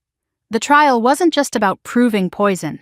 It was about dismantling the narrative she built around fairness. Fairness doesn't involve aconitine. Fairness doesn't involve forged wills. Fairness doesn't involve rehearsed cover stories whispered to a child. Tomorrow would be harder, because tomorrow wouldn't involve lab reports. It would involve Lily. And children don't rehearse as well as adults. They tell the truth, even when it hurts. Lily wore a pale blue sweater 2 sizes too big for her. Her feet barely touched the floor when she sat in the witness chair. The judge had allowed her to testify from a smaller side room connected by closed-circuit video to reduce stress. A child advocate sat beside her, hands folded calmly in her lap. On the monitor in the courtroom, Lily's face appeared magnified and fragile at the same time. Madison stared at the screen without blinking. The prosecutor's voice softened. "Lily, can you tell us how old you are?" 11, she replied quietly. "And do you understand the difference between telling the truth and telling a lie?" "Yes." "What happens when someone lies?" "They get in trouble," she said simply. The prosecutor nodded gently. "Did you ever hear your mom talk about your Aunt Riley?" Lily's fingers twisted the hem of her sweater. "Yes." "What did she say?" Silence stretched for a second. "She said insurance clears fast," Lily said. The courtroom went still. "Did she say anything else?" the prosecutor asked. "She said once Aunt Riley's gone, probate clears faster." The word probate sounded strange coming from an 11-year-old. "Did she say that more than once?" the prosecutor asked. "Yes." "Who was she talking to?" "A man named Vic." Madison's attorney rose. "Objection, hearsay." The judge considered briefly. "Overruled for the purpose of establishing state of mind." The prosecutor continued. "Did your mom ever talk about the vodka?" Lily swallowed. "She said it would work." "What would work?" "The plan." The air felt tight in my lungs. "What plan?" the prosecutor asked gently. Lily hesitated. "She said if Aunt Riley died, everything would belong to us," she whispered. Madison's attorney stood again. "Objection." The judge allowed the answer. "Did your mom tell you to say anything if someone asked about the vodka?" the prosecutor asked. "Yes." "What did she tell you?" "She said to say I didn't see anything." The room was silent, except for the faint hum of the ventilation system. "Did you see anything?" the prosecutor asked. "Yes." "What did you see?" "I saw her holding the bottle in the kitchen before she gave it to Aunt Riley." Madison's jaw tightened. "Did she open it?" the prosecutor asked. "I don't know," Lily replied, "but she had it out of the bag." The prosecutor nodded. "Did your mom ever talk about Aunt Riley's medicine?" Lily nodded slowly. "She said alcohol would make it worse." The prosecutor paused. "Did she say what would happen?" "She said it would look natural." The words landed harder than anything else that morning. The defense attorney approached the podium slowly. "Lily," he began softly, "do you love your mom?" "Yes." "Very much?" "Yes." "Do you want her to get in trouble?" Lily's eyes filled slightly. "No." "Is it possible you misunderstood what she was saying?" he asked gently. Lily shook her head. "She practiced what to say," Lily said quietly. "Practiced?" he repeated. "Yes. She said if police asked, I should say we didn't see Aunt Riley much." The defense paused. "You've been talking to Aunt Riley a lot lately, haven't you?" he asked carefully. "Yes." "And she's upset with your mom?"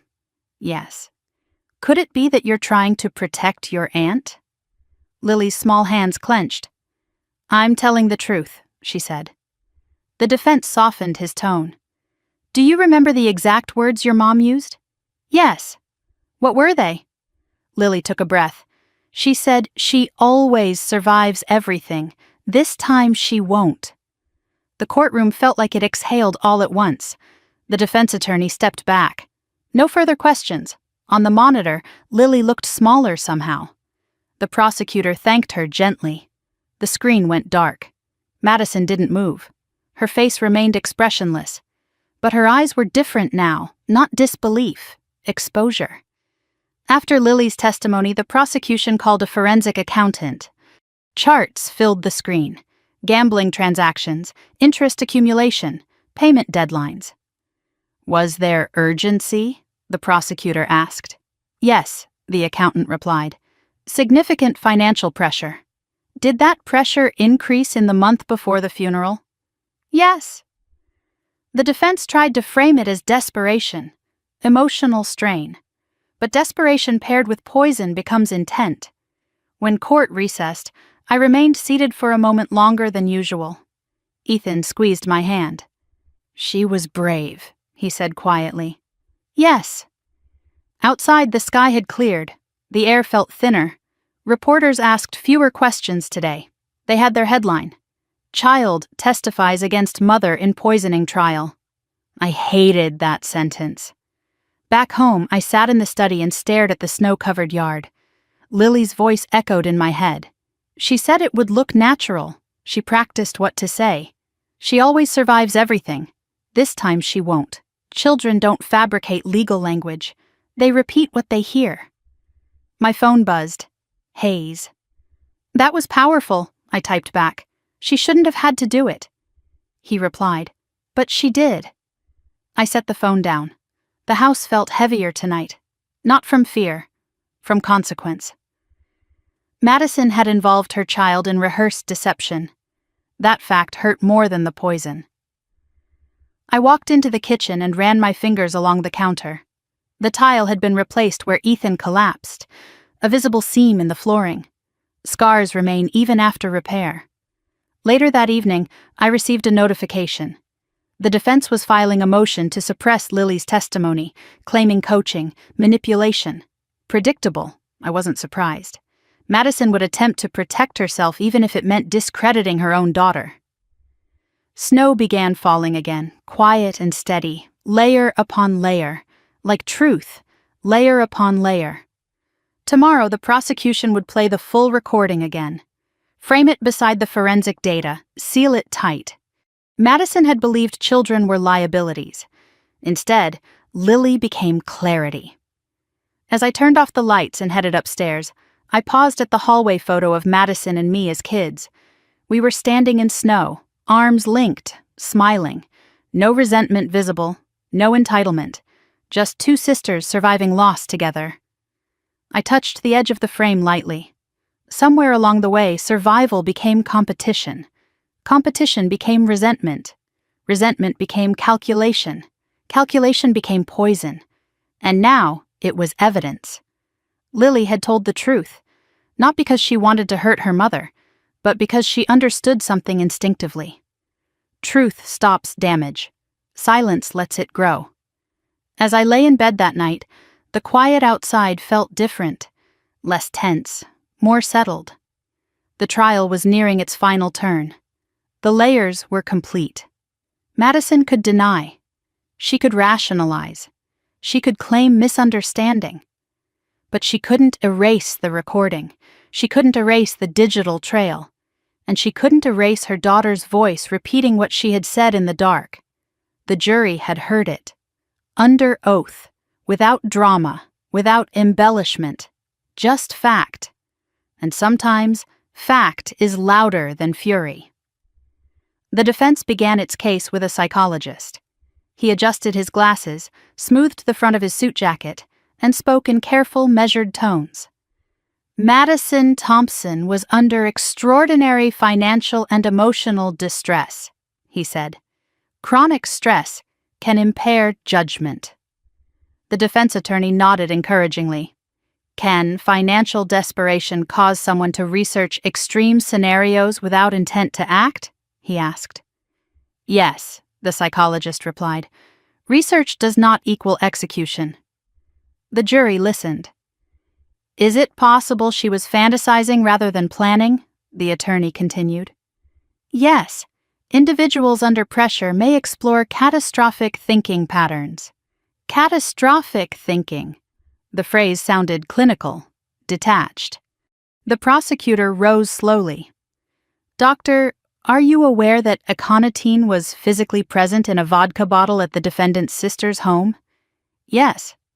Are you aware that the defendant's fingerprints were found on the substituted medication bottle? Yes.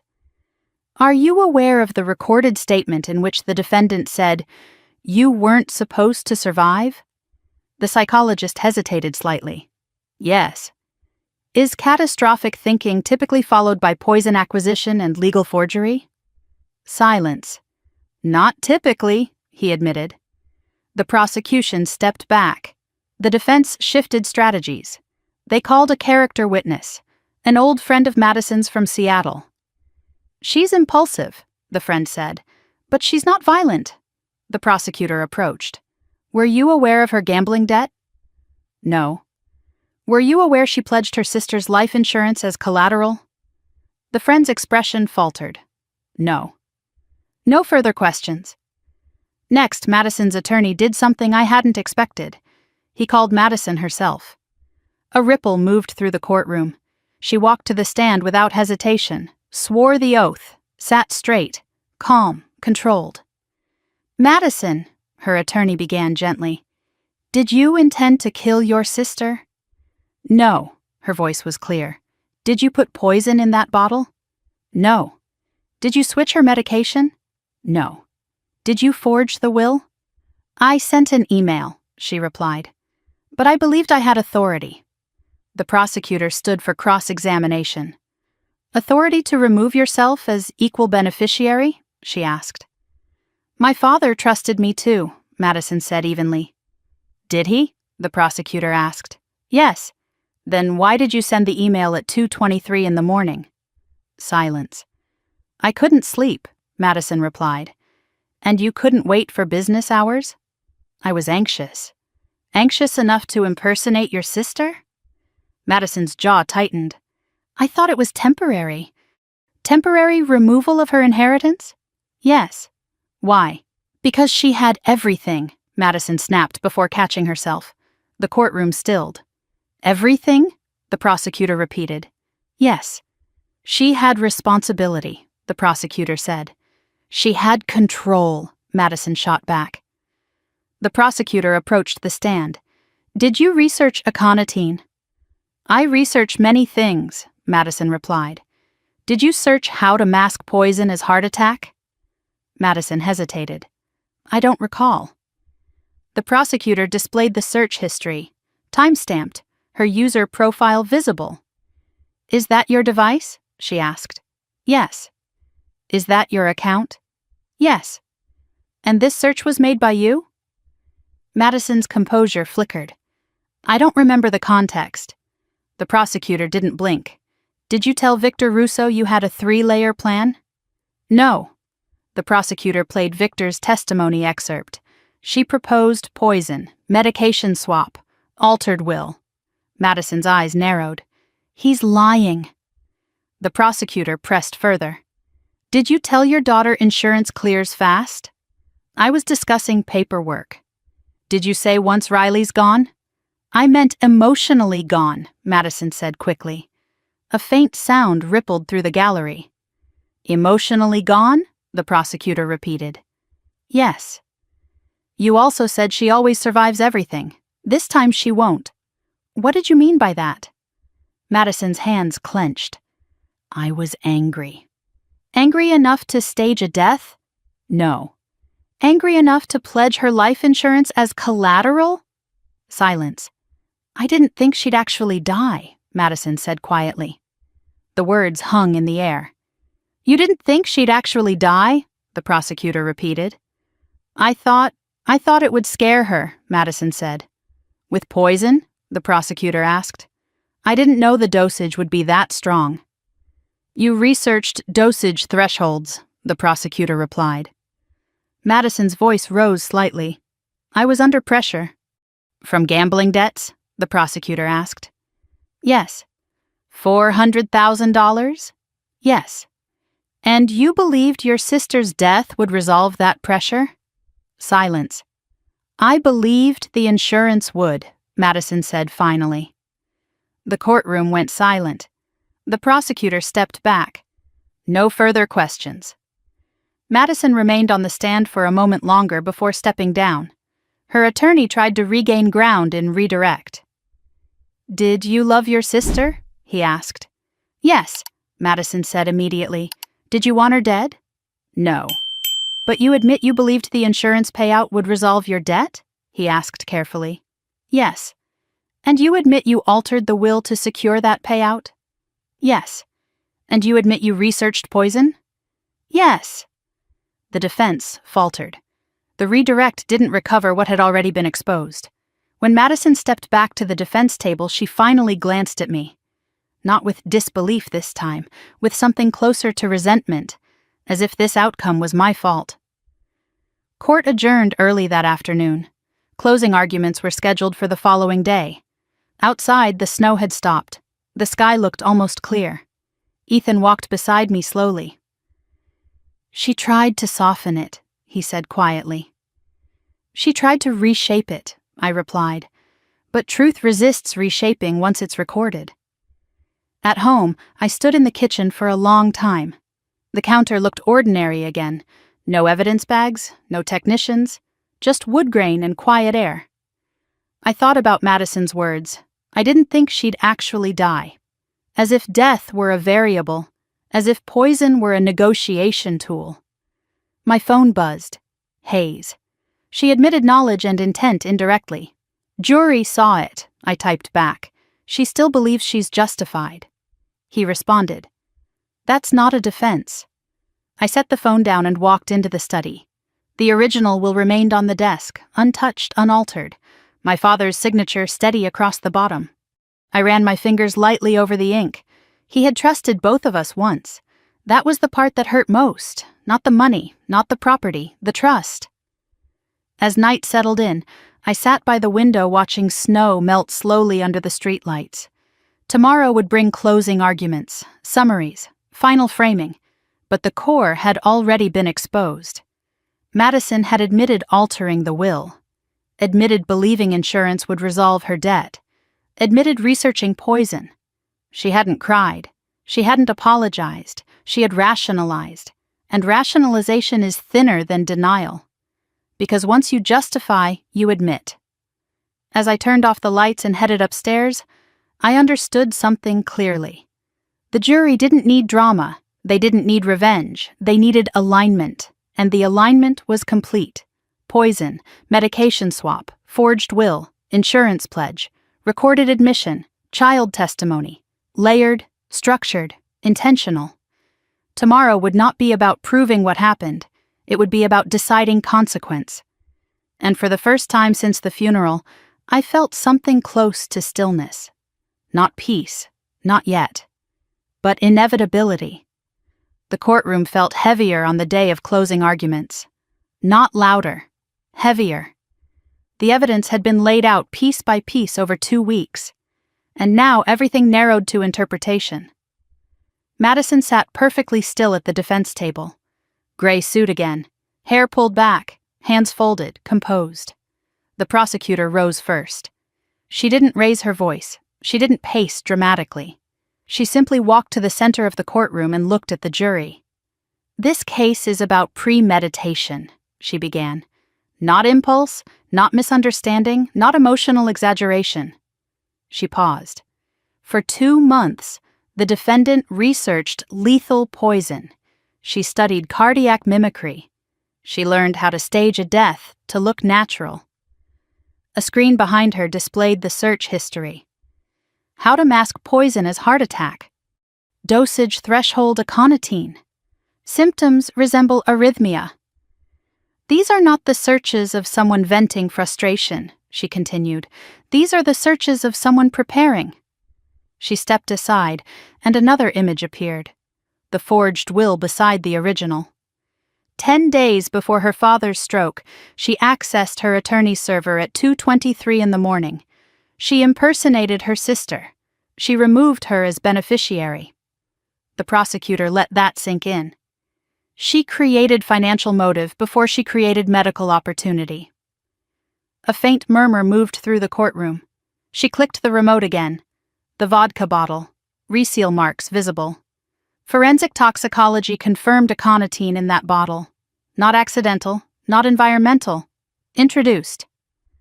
Then the medication photos appeared, imprint codes, swapped tablets. She replaced her sister's prescribed medication with a stronger hypotensive agent. She faced the jury directly. She layered her plan. Her voice remained steady.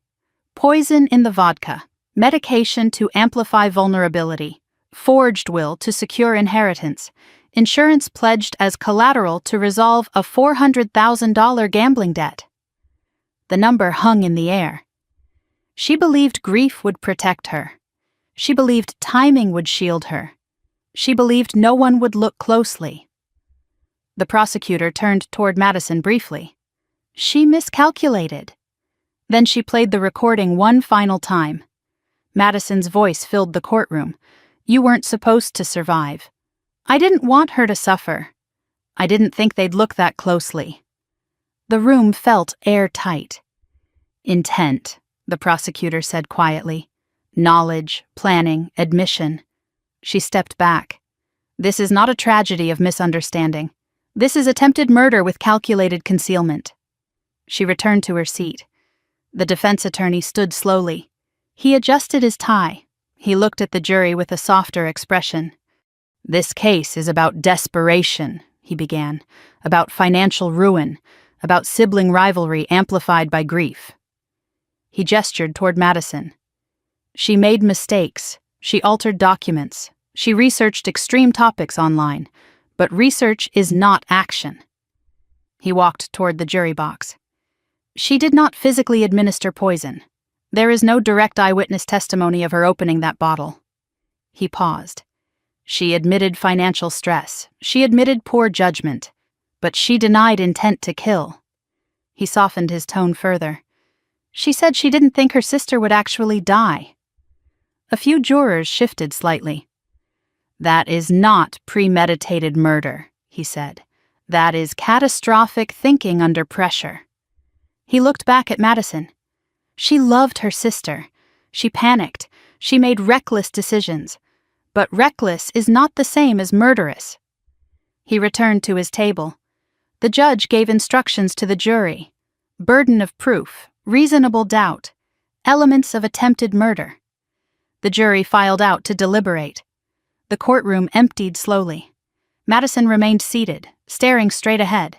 Her attorney leaned in and whispered something. She nodded once. I stood and walked toward the exit.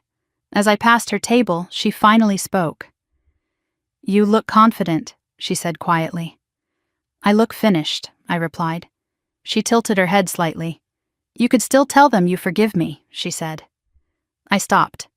This isn't about forgiveness, I said. It could be, she insisted.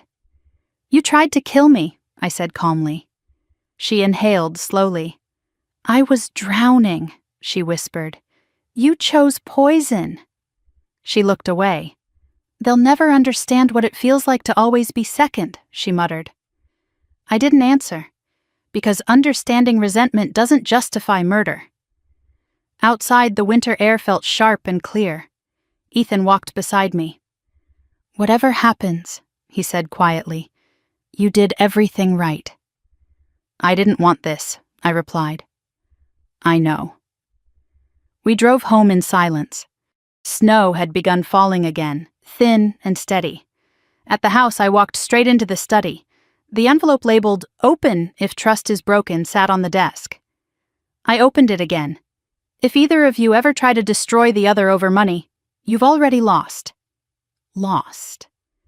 The word felt different now. Madison believed this trial determined winning and losing. But she had lost long before the courtroom. She had lost when she rehearsed lies to her daughter. She had lost when she researched poison in the dark. She had lost when she measured my life against her debt and decided it was negotiable. My phone buzzed. Hayes. Jury requested playback of recording. I typed back. That's decisive. Likely, he replied. The evening stretched long. Ethan rested on the couch while I stood by the window watching snow accumulate on the porch. My mind didn't race. It moved slowly, steadily, layer by layer, evidence, admission, intent. No single piece stood alone. Together they formed structure. Around 9:30, my phone rang again. Hayes. They've reached a verdict, he said. My pulse didn't spike. When? I asked. Tomorrow morning. I ended the call and stood still for a moment. Ethan looked up. It's done? He asked. Tomorrow. He nodded. I walked into the kitchen and ran my hand along the counter where the vodka had once stood. The tile seam still visible. A scar. Scars don't disappear. They integrate. That night I slept for the first time without waking to phantom sounds. No imagined footsteps. No imagined engines idling outside. Just snow tapping softly against the window. Morning arrived gray and quiet. The courthouse steps were cleared but slick. Reporters were already positioned. This time fewer questions, more anticipation. Inside, the courtroom filled quickly. The jury entered, faces unreadable. The foreperson stood when asked. Has the jury reached a verdict? Yes. The word hung heavy. My hands rested calmly in my lap. Madison sat rigidly. The judge nodded. Please read the verdict. The foreperson unfolded the paper slowly. In the matter of the United States versus Madison Thompson on the charge of attempted murder in the first degree. The pause stretched. I didn't look at Madison. I looked straight ahead and waited. In the matter of the United States versus Madison Thompson on the charge of attempted murder in the first degree, we find the defendant guilty. The word didn't echo. It landed. Heavy. Final. Madison didn't flinch immediately. Her face remained still, almost detached, as if the verdict applied to someone else. The foreperson continued. On the charge of inheritance fraud. Guilty. A faint breath escaped someone in the gallery. On the charge of identity theft. Guilty. The air felt tight. On the charge of criminal conspiracy. Guilty. Each word stacked on the last, layer upon layer, like the evidence had. The judge asked, Is this the unanimous verdict of the jury? Yes, the foreperson replied. Madison's composure cracked then, not dramatically, not theatrically, but in the smallest visible way. Her shoulders dipped half an inch, her fingers tightened around the edge of the defense table. No tears, no outburst, just a quiet collapse of control.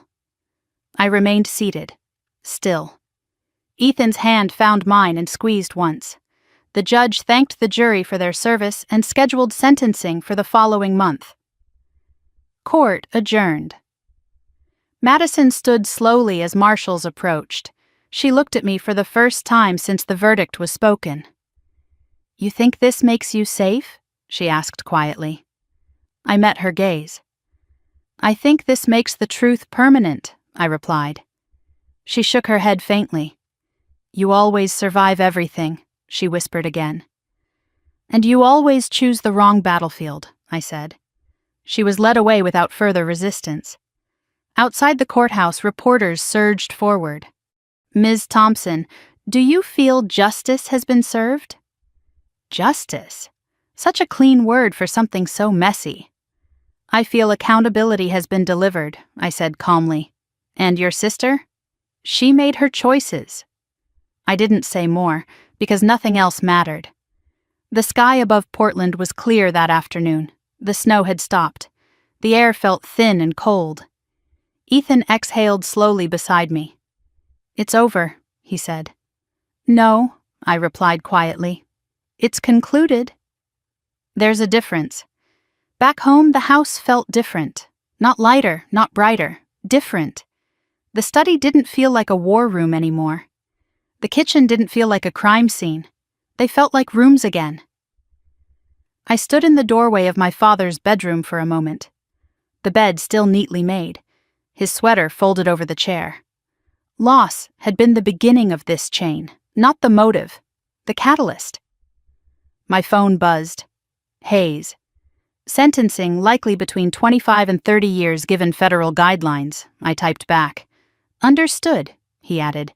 She may address the court before sentencing. I set the phone down.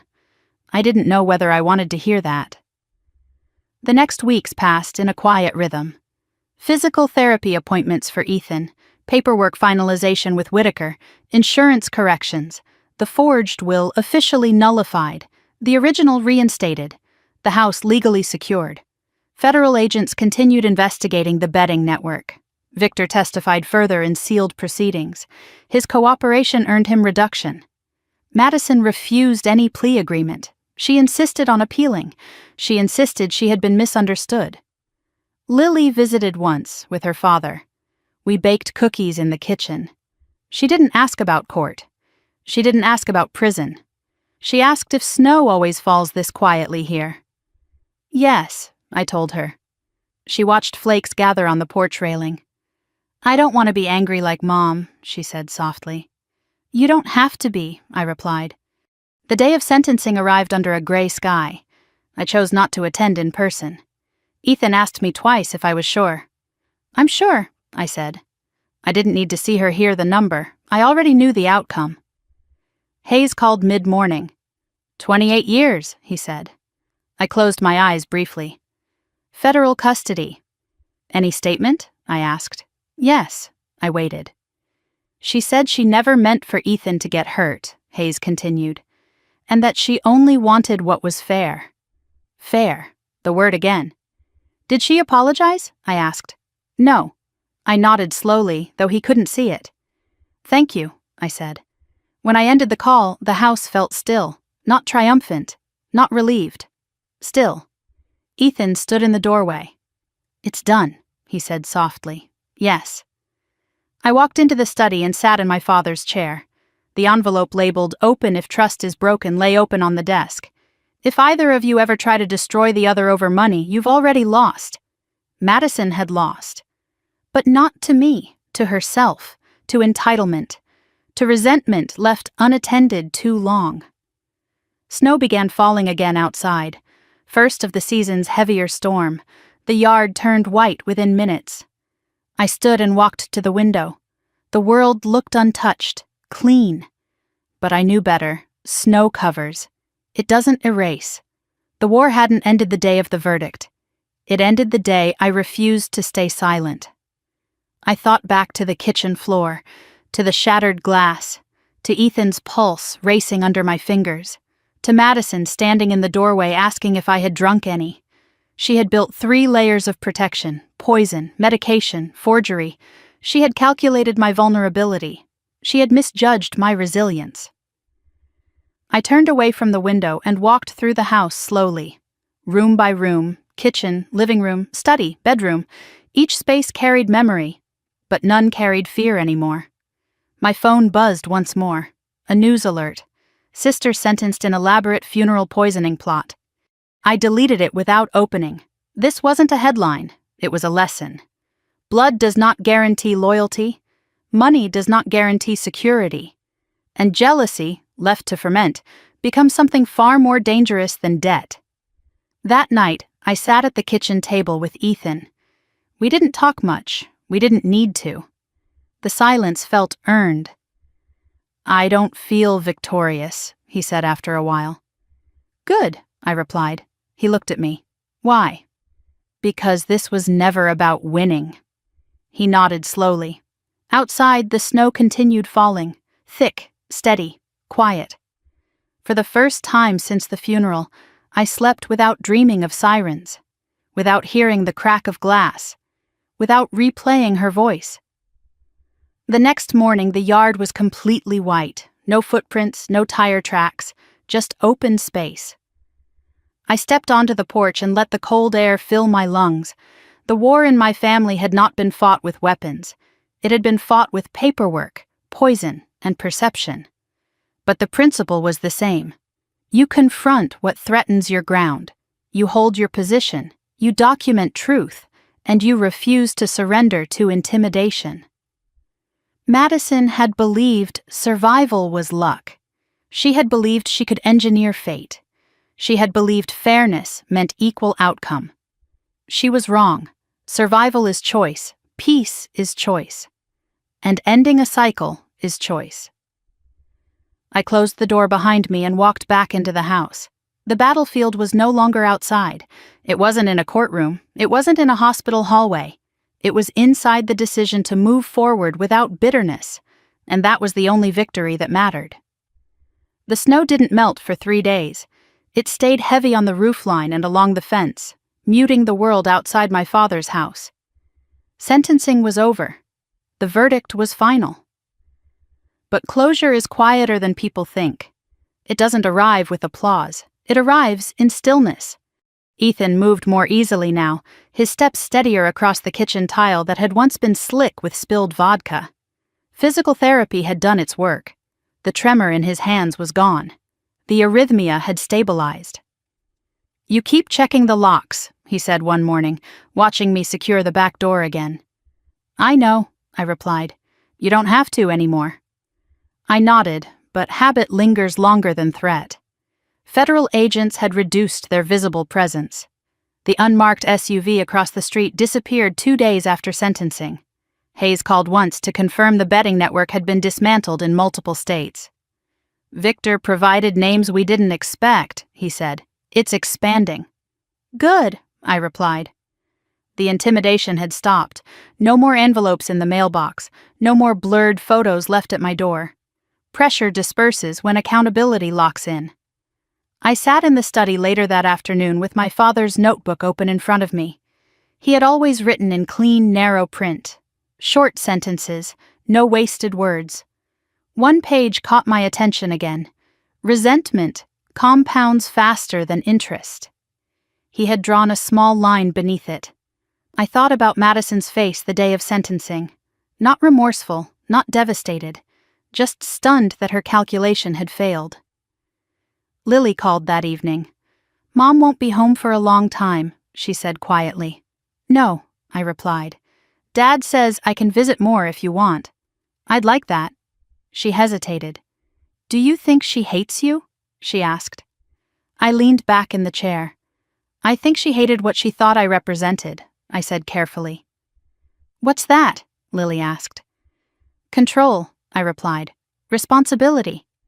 "She always said you were the favorite," Lily said. I closed my eyes briefly.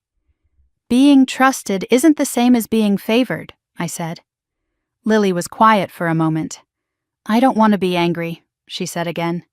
"You don't have to be," I replied. That night, after the call ended, I walked into the kitchen and ran my hand along the counter again. The tile seam had faded into the pattern, still visible if you knew where to look. Scars don't disappear. They integrate. Ethan came up behind me and wrapped his arms around my waist. "You're somewhere else," he said softly. "Just thinking," I replied. "About her?" "Yes." "Regret?" he asked. I considered the word carefully. "No," I said. "Anger?" "Less than before." He rested his chin lightly against my shoulder. "Then what?" "Understanding." He was quiet. "She didn't start with poison," I said slowly. "She started with comparison." "And that turned into entitlement," he said. "Yes." "And entitlement turned into justification." "Yes." He exhaled softly. "Money amplifies what's already there," he said. I nodded. Outside, the snow shifted slightly in the wind. The world didn't feel fragile anymore. It felt recalibrated. A week later, I visited the cemetery alone. My father's headstone was dusted with frost. I brushed it away gently with my glove. "I handled it," I said quietly, though no one was there to hear. Handled it. That phrase used to mean control. Now it meant clarity. Madison had believed I always survived everything. She had been right. But survival isn't luck. It's attention. It's pattern recognition. It's refusing to ignore the moment something feels wrong. I stood there longer than I intended. Not grieving the verdict, grieving the sister I once had. There is a difference between accountability and satisfaction. I felt the first, not the second. When I returned home, the house felt warm. Ethan was in the living room assembling a bookshelf he'd ordered. "You're rebuilding," I said lightly. He smiled faintly. "Feels appropriate." We worked in silence for a while. The sound of screws tightening into wood felt grounding, constructive. Later that evening, Hayes called again. "She filed an appeal," he said. "I expected that." "It won't change the conviction," he added. "I know." There was a pause. "You've been steady through all of this," he said. "Steady isn't the same as untouched," I replied. He understood. After the call, I walked to the window. The snow had begun to thin along the edges of the yard, patches of dark earth breaking through. Truth does that. It melts what was covering something else. A week later, Lily visited again. We baked cookies and burned the first batch because she insisted on turning the oven too high. She laughed, really laughed. The sound filled the kitchen in a way nothing else had. "Mom always said you don't need anyone," she said at one point. I paused. "That's not true," I replied. "Then why did she think you'd be fine without her?" I considered that carefully. "Because she believed independence meant isolation," I said. "Does it?" Lily asked. "No." She nodded slowly. As she left that evening with her father, she hugged me tightly. "I'm glad you didn't die," she whispered. I held her a second longer than usual. "So am I." After they drove away, I stood in the driveway watching the taillights fade. The air felt lighter now, not because the damage had disappeared, because it had been named. Accountability does that. It gives shape to harm, and once harm has shape, it can be contained. That night, Ethan and I sat by the fireplace. He looked at me thoughtfully. "Do you miss her?" he asked. I didn't answer immediately. "I miss who she was," I said finally, "not who she became." "No." He nodded. "Jealousy is quiet," he said, "until it isn't." Yes. Madison's resentment had fermented in silence. It hadn't exploded. It had calculated, layered, structured. That was the most dangerous part. She hadn't acted in rage. She had acted in strategy. The difference matters. As the weeks passed, life settled into routine. Work resumed. Physical therapy appointments ended. The betting network case moved forward in federal court, separate from Madison's. Victor would likely serve less time. Deals are currency in that world. I didn't dwell on it. My part was done. One evening, as I locked the back door, I realized something small but significant. I wasn't checking it twice anymore. I wasn't scanning the street before turning off the lights. I wasn't replaying the night Ethan collapsed. The body learned safety slowly. Mine had begun. I walked into the study and sat in my father's chair one last time before closing the notebook and placing it back in the safe. Resentment compounds faster than interest. He had known. Maybe not the specifics, but the principle.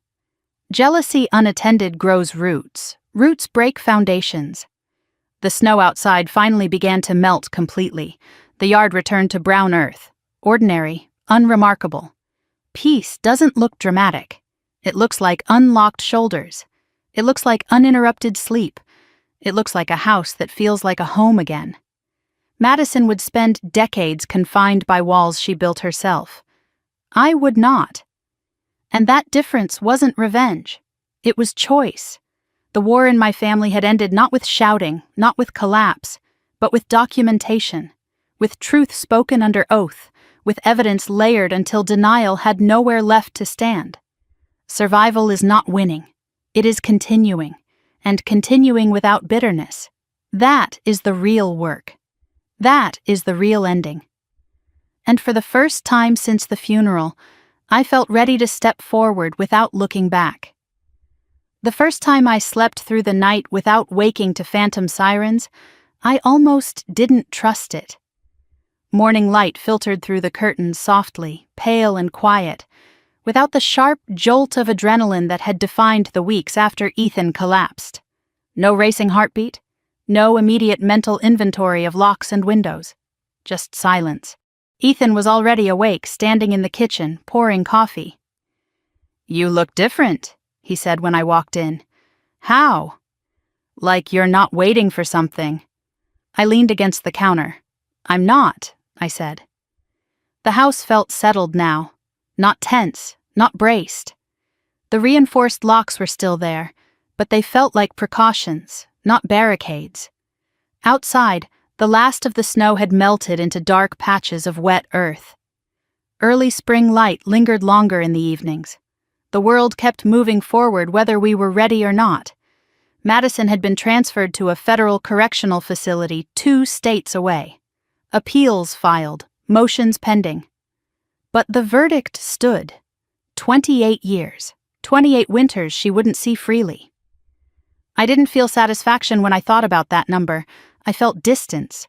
The case had moved from crisis to record, from fear to file, from threat to archive. That shift changes the air in a house. A week later, Lily visited again. She carried a sketchbook with her this time. "I drew something," she said, sitting at the kitchen table. She flipped it open. 2 houses in snow, one with smoke rising from the chimney, one dark. "Which one is which?" I asked gently. "This one's yours," she said, pointing to the lit one. "And the other?" She shrugged slightly. "Mom says prison is temporary," she said. "Prison is long," I replied carefully. "She says you overreacted." The words didn't sting anymore. "She can say that," I said. "But that doesn't change what happened." Lily nodded slowly. "I don't want to be like that," she said. "You're not," I replied. "Sometimes I feel mad at you," she admitted quietly. "For what?" "For telling," I didn't interrupt. "But I also feel mad at her," she continued, "for making it happen." "That's normal," I said. She traced a line across the paper with her finger. "Do you hate her?" she asked. The question lingered. "No," I said finally. "Hate keeps you connected in a way I don't want to be." She looked up at me. "What keeps you connected?" "History," I said. "Not emotion." She considered that for a moment, then nodded. We baked again that afternoon. No burnt cookies this time. The kitchen smelled warm and sweet instead of sterile and tense. Memory can be reclaimed. It just takes repetition. After Lily left, Ethan and I sat on the porch steps watching the sunset. "You've changed," he said quietly. "Everyone changes," I replied. "Not like this." I knew what he meant. The sharp vigilance that had defined my movements since the funeral had softened. Not disappeared, softened. "You can't live in battle stance forever," he added. "No," I agreed. I thought about the way Madison had described me in court. She always survives everything. She had meant it as resentment. But survival is not aggression. It's attention. It's restraint. It's refusing to let someone else's instability dictate your posture. The following week I received a letter. Return address, Federal Correctional Institution. I stared at it for a long moment before opening it. Madison's handwriting was unchanged. Sharp loops, confident strokes. "Riley, you always needed to be right. I hope you're happy now. You've destroyed everything. There was no apology, no accountability, just accusation. You could have chosen family over pride." I folded the letter carefully and placed it back in the envelope. Destroyed everything. The words didn't take root. She had destroyed something long before the courtroom. I didn't write back. There was nothing to clarify. That evening I walked through the house slowly. The study felt like a room again. Not a strategy hub. The kitchen felt like a place to cook. Not a crime scene. The bedroom felt like rest, not vigilance. I paused at the hallway photo of Madison and me as children. Snow piled high behind us, our faces flushed with cold. For a moment, I let myself feel the loss. Not the loss of money, not the loss of shared inheritance, the loss of a version of her that existed before comparison overtook connection. Grief is different from anger. It's quieter, softer, and it doesn't demand action, it demands acknowledgement. I touched the frame lightly and kept walking. The next morning, Hayes called again. "Appeal was formally filed," he said. "Expected," I replied. "It won't overturn the conviction. Evidence was layered." "I know," he paused. "You did the right thing." The phrase lingered. Right doesn't always feel good. It feels necessary. After the call, I drove to the cemetery again. The frost was gone this time. Green shoots were beginning to push through the soil around my father's headstone. Seasons don't pause for family drama. They cycle. "I ended it," I said quietly, not triumphantly, just factually. The wind moved lightly through the trees. No answer came. None was needed.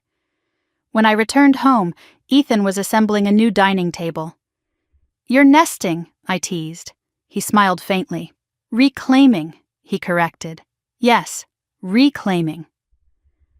Later that afternoon, I sat at the kitchen table and opened a blank notebook. Not my father's. Mine. I wrote one sentence. "Blood does not guarantee loyalty." I paused, then wrote another. "Jealousy ignored becomes entitlement." And another. "Survival is not victory. It is opportunity." The words didn't feel like a lesson. They felt like clarity. Lily would grow up knowing what happened. She would have to decide how to carry it. But she would also know that silence is not protection. Silence is erosion. The sun set earlier that evening than I expected. Spring light shifting again. The house glowed softly from within. I stepped outside and locked the door once, not twice. Once, it held. The street was quiet. No idling engines, no shadowed figures, no waiting, just ordinary night, ordinary air, ordinary peace. The war in my family had not ended with shouting. It had ended with documentation, with recorded words, with a jury's verdict. But the real ending had come later, when I stopped replaying it, when I stopped scanning for threat, when I allowed the house to feel like a home again. Madison believed fairness meant equal outcome. She never understood that fairness is rooted in accountability, not entitlement, and accountability is rarely comfortable. But it is clean. That night, as I turned off the last light and climbed the stairs, I realized something simple. I no longer carried her voice in my head. The echo had faded, the snow had melted, the battlefield had closed. And what remained was not revenge, not triumph, just space, space to move forward, space to breathe, space to choose something different. That is what survival becomes when it is no longer under attack. It becomes freedom. And freedom, once reclaimed, does not need to shout. It just exists. I didn't attend the sentencing hearing in person. I woke before sunrise that morning and stood in the kitchen barefoot, watching the sky turn from deep blue to gray over the trees behind the house. The air felt different than it had on the day of the verdict. Quieter, less charged. The coffee maker clicked off. Steam curled upward in thin ribbons. Ethan came in a few minutes later, pulling on a sweater. "You're sure?" he asked gently. "Yes," I said. He didn't push. There are moments when showing up feels like strength, and there are moments when not showing up feels like closure. This was the second kind. I sat at the same kitchen table where Ethan had collapsed months ago and opened my laptop. Hayes had told me the hearing would begin at 9 in the morning. He would call after. In the meantime, I had something else to finish.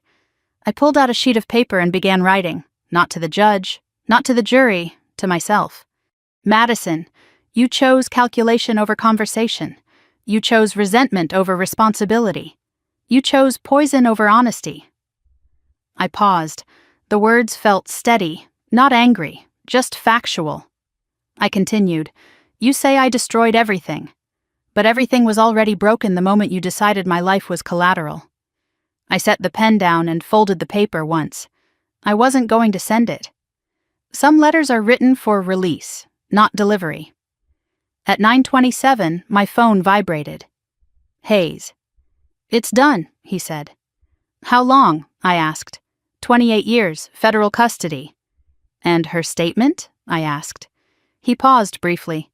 She said she never meant for Ethan to get hurt. She said she only wanted what was fair. Fair, the word again. She did not apologize, he added. I didn't expect her to, I replied. She requested reconsideration for Lily's sake. Of course she did. Hayes hesitated. You don't sound surprised. I'm not. After we ended the call, I closed my eyes for a moment. 28 years. I tried to picture that length of time.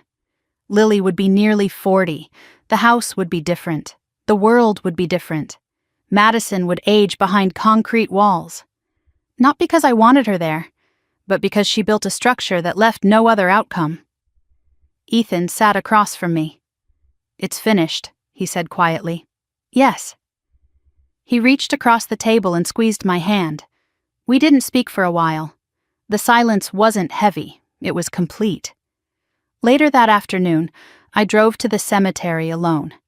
The grass had grown greener since my last visit. Small flowers dotted the edge of the path. I stood in front of my father's headstone and let the breeze move through my hair.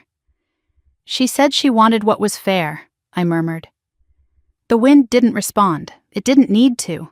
Fairness doesn't erase intent. It doesn't rewrite evidence. It doesn't neutralize poison. I brushed my fingers across the engraved letters of his name. You warned us. Not in specifics, in principle, resentment compounds faster than interest. She let it compound. I chose to stop it. When I returned home, the mailbox contained another letter. Return address, the correctional facility. I held it for a moment before opening it. Riley, you've always needed to win. You think prison changes anything? I'll still be your sister. I read the sentence twice. No remorse, no ownership, just persistence. You could have walked away. You chose to ruin us. I folded the letter carefully and placed it beside the first one in a drawer. There was nothing to respond to. That evening, Lily called again. Dad told me the judge said a number, she said quietly. Yes, I replied. Is it forever? No, I said gently. But it's a long time. She was quiet for a moment. Mom said you forced this, she whispered. I didn't rush to answer. What do you think? I asked. She hesitated. I think she did something bad, she said slowly. And bad things have consequences. I closed my eyes briefly. That's right, I said. She exhaled softly. I don't want to hate her, she added. You don't have to, I replied. You can love someone and still know they were wrong. She was quiet again. Can I still come over next weekend? She asked. Yes, I said. Okay. After the call ended, I stood in the kitchen and let the silence settle. The house no longer felt like a place waiting for impact. It felt inhabited, stable. I walked into the study and opened the safe. Inside lay the original will, my father's notebook, and the 2 letters from Madison. I added the unsent letter I had written that morning, not as a threat, not as a message, as a marker. The chapter was closed, not erased, closed. Ethan stepped into the doorway. You look lighter, he said. I feel finished, I replied. He smiled faintly. Finished isn't the same as healed, he said. No, I agreed, but it's a start. We sat on the couch later that night, watching snow begin to fall again outside the window. Not heavy, just enough to dust the yard. I keep thinking about the moment she handed you that bottle, he said quietly. So do I. What did you feel? Instinct, I replied. He looked at me. I felt something was wrong, I said, but I didn't know what. And now, he asked. Now I know to trust that feeling. He nodded slowly.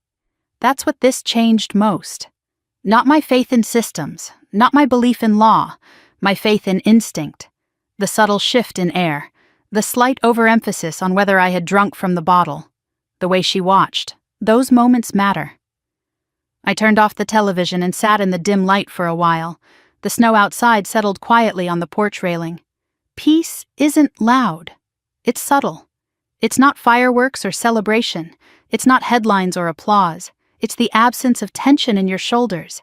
It's locking the door once and trusting it. It's sleeping without rehearsing worst-case scenarios. The next morning I woke without checking my phone immediately. That was new. I made coffee, opened the curtains, let sunlight spill into the kitchen. Madison would spend decades replaying her choices. I would not. Her resentment had shaped her outcome. My boundaries had shaped mine. Later that day, I drove past the courthouse without slowing. It looked ordinary. Just another building in the city. The drama it held weeks ago had dissolved into routine. Trials end, records remain. But life moves. As I turned onto the road back home, I understood something clearly. Survival is not victory. It is the opportunity to stop a cycle, and cycles only stop when someone refuses to play their part. Madison played hers. I refused mine, and that refusal changed everything. The war in my family did not end with shouting. It ended with documentation, with testimony, with a verdict spoken clearly into record. But my peace began somewhere else. It began the moment I chose not to respond to her last letter, not to argue, not to defend, not to reopen the wound. Silence in that moment wasn't avoidance. It was boundary, and boundaries are stronger than revenge. That night, as I locked the door and turned off the lights, I didn't look over my shoulder. I didn't replay the hospital. I didn't replay the courtroom. I simply walked upstairs and slept. For the first time in months, without dreaming of poison. The first warm day of spring arrived without announcement.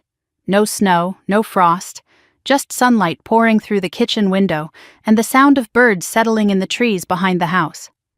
I stood at the sink, rinsing coffee from my mug, and realized I hadn't thought about poison in days. That felt like progress. Ethan stepped out onto the porch with a box of old paperwork we had finally decided to shred. Bank statements, insurance copies, court transcripts. "Ready?" he asked. "Yes." We fed the papers through the shredder one stack at a time. The machine hummed steadily, reducing months of fear into thin, harmless strips. There's something symbolic about watching documents disappear. Not denial, completion. When the box was empty, Ethan leaned back in the porch chair and exhaled. "It's strange," he said, "how loud everything felt, and now it's quiet." "Loud doesn't last," I replied, "but consequences do." He nodded slowly. The house behind us didn't feel like evidence anymore. It felt like inheritance in the truest sense. Not money, not insurance, not property, responsibility. My father had trusted me with more than a will. He trusted me to protect what mattered. I thought about Madison sitting in a cell somewhere far from Oregon, concrete walls, narrow windows, structured days. I no longer imagined her pacing or plotting. I imagined routine, reality, time doing what it always does, moving forward without asking permission. Lily arrived that afternoon with a backpack and a tentative smile. "I brought my sketchbook," she said. "Show me," I replied. We sat at the kitchen table where months ago the world had tilted sideways. She flipped through pages of mountains and trees and houses with smoke rising from chimneys. "You draw a lot of windows," I observed. "I like light," she said simply. I smiled. "That's good." She looked up at me carefully. "Dad says you're not angry anymore." I considered that. "I'm not living in anger," I said. "That's different," she nodded. "Mom writes me," she added quietly. "I know. She says you don't understand her." I didn't rush to answer. "Understanding someone doesn't mean excusing them," I said finally. Lily absorbed that slowly. "Will she ever come back?" she asked. "Yes," I said. "But by then you'll be grown." She looked down at her drawing. "I don't want to be bitter," she whispered. "You won't be," I said. "Bitterness grows when you feed it. You don't have to." We baked cookies again, laughter rising easily this time. The kitchen felt like a place for warmth instead of tension. Later, after Lily left, I walked into the study one last time. The safe door stood open. Inside lay my father's notebook and the original will. I picked up the notebook and read the line I had memorized months ago. Resentment compounds faster than interest. He had written it like a financial truth. It turned out to be a life truth. Madison's resentment had compounded quietly for years. Mine had stopped the moment I chose not to carry it forward. That's the difference. Ethan leaned against the doorframe. "You're saying goodbye to the battlefield," he said. "Yes." He stepped closer. "You didn't win," he added gently. "No," I agreed. "I survived." "And you stopped it," he said. "Yes." Stopping something destructive is quieter than winning. It doesn't come with applause, it comes with space. Space to breathe, space to sleep, space to choose differently. That night, as the sun dipped behind the trees, I sat on the porch alone. The air smelled like damp earth and new growth. I thought about the moment Madison handed me the bottle after our father's funeral. She had called it a peace offering. Peace doesn't come in glass bottles. Peace comes in boundaries. Peace comes in truth spoken under oath. Peace comes in refusing to normalize betrayal. I no longer replayed the scene with anger. I replayed it with clarity. Her eyes had been too intent, her questions too pointed. "Did you drink any?" Instinct had whispered before evidence shouted. That instinct saved my life. If there is one thing I carry forward, it is that. Trust the quiet voice before the crisis forces you to listen. I don't hate my sister. Hate would tether me to her. I don't feel victorious. Victory implies someone had to lose. This was never about scorekeeping. It was about ending a cycle of jealousy that had been building since childhood. Money amplified it, but it didn't create it. What created it was comparison left unchallenged. If you've ever felt like the responsible one, if you've ever carried the weight while someone else blamed you for standing upright, if you've ever been told you were lucky simply because you endured, you understand this story. Survival is not arrogance, boundaries are not cruelty, and accountability is not revenge. It is protection, protection of your life, your peace, your future. Madison believed fairness meant equal distribution regardless of behavior. She never understood that fairness includes consequence. Blood does not guarantee loyalty. Family does not guarantee safety. And sometimes the battlefield isn't a desert overseas. Sometimes it's a kitchen after a funeral. The war ends the moment you refuse to participate in destruction. I stood from the porch and locked the door once, not twice, once. The house felt warm behind me, stable, alive. I turned off the lights and walked upstairs. As I lay in bed, I didn't see a courtroom, I didn't hear a verdict, I didn't hear glass shattering, I heard quiet. And that quiet felt earned. If this story stayed with you, if it reminded you of a moment when you had to choose boundaries over blood, I'd like to hear it. Leave a comment. Tell me where you drew your line. And if you're still standing after something that tried to break you, stay here. Subscribe. Because sometimes surviving isn't the end of the story. It's the beginning of choosing differently. And that choice, every single time, is what keeps us free.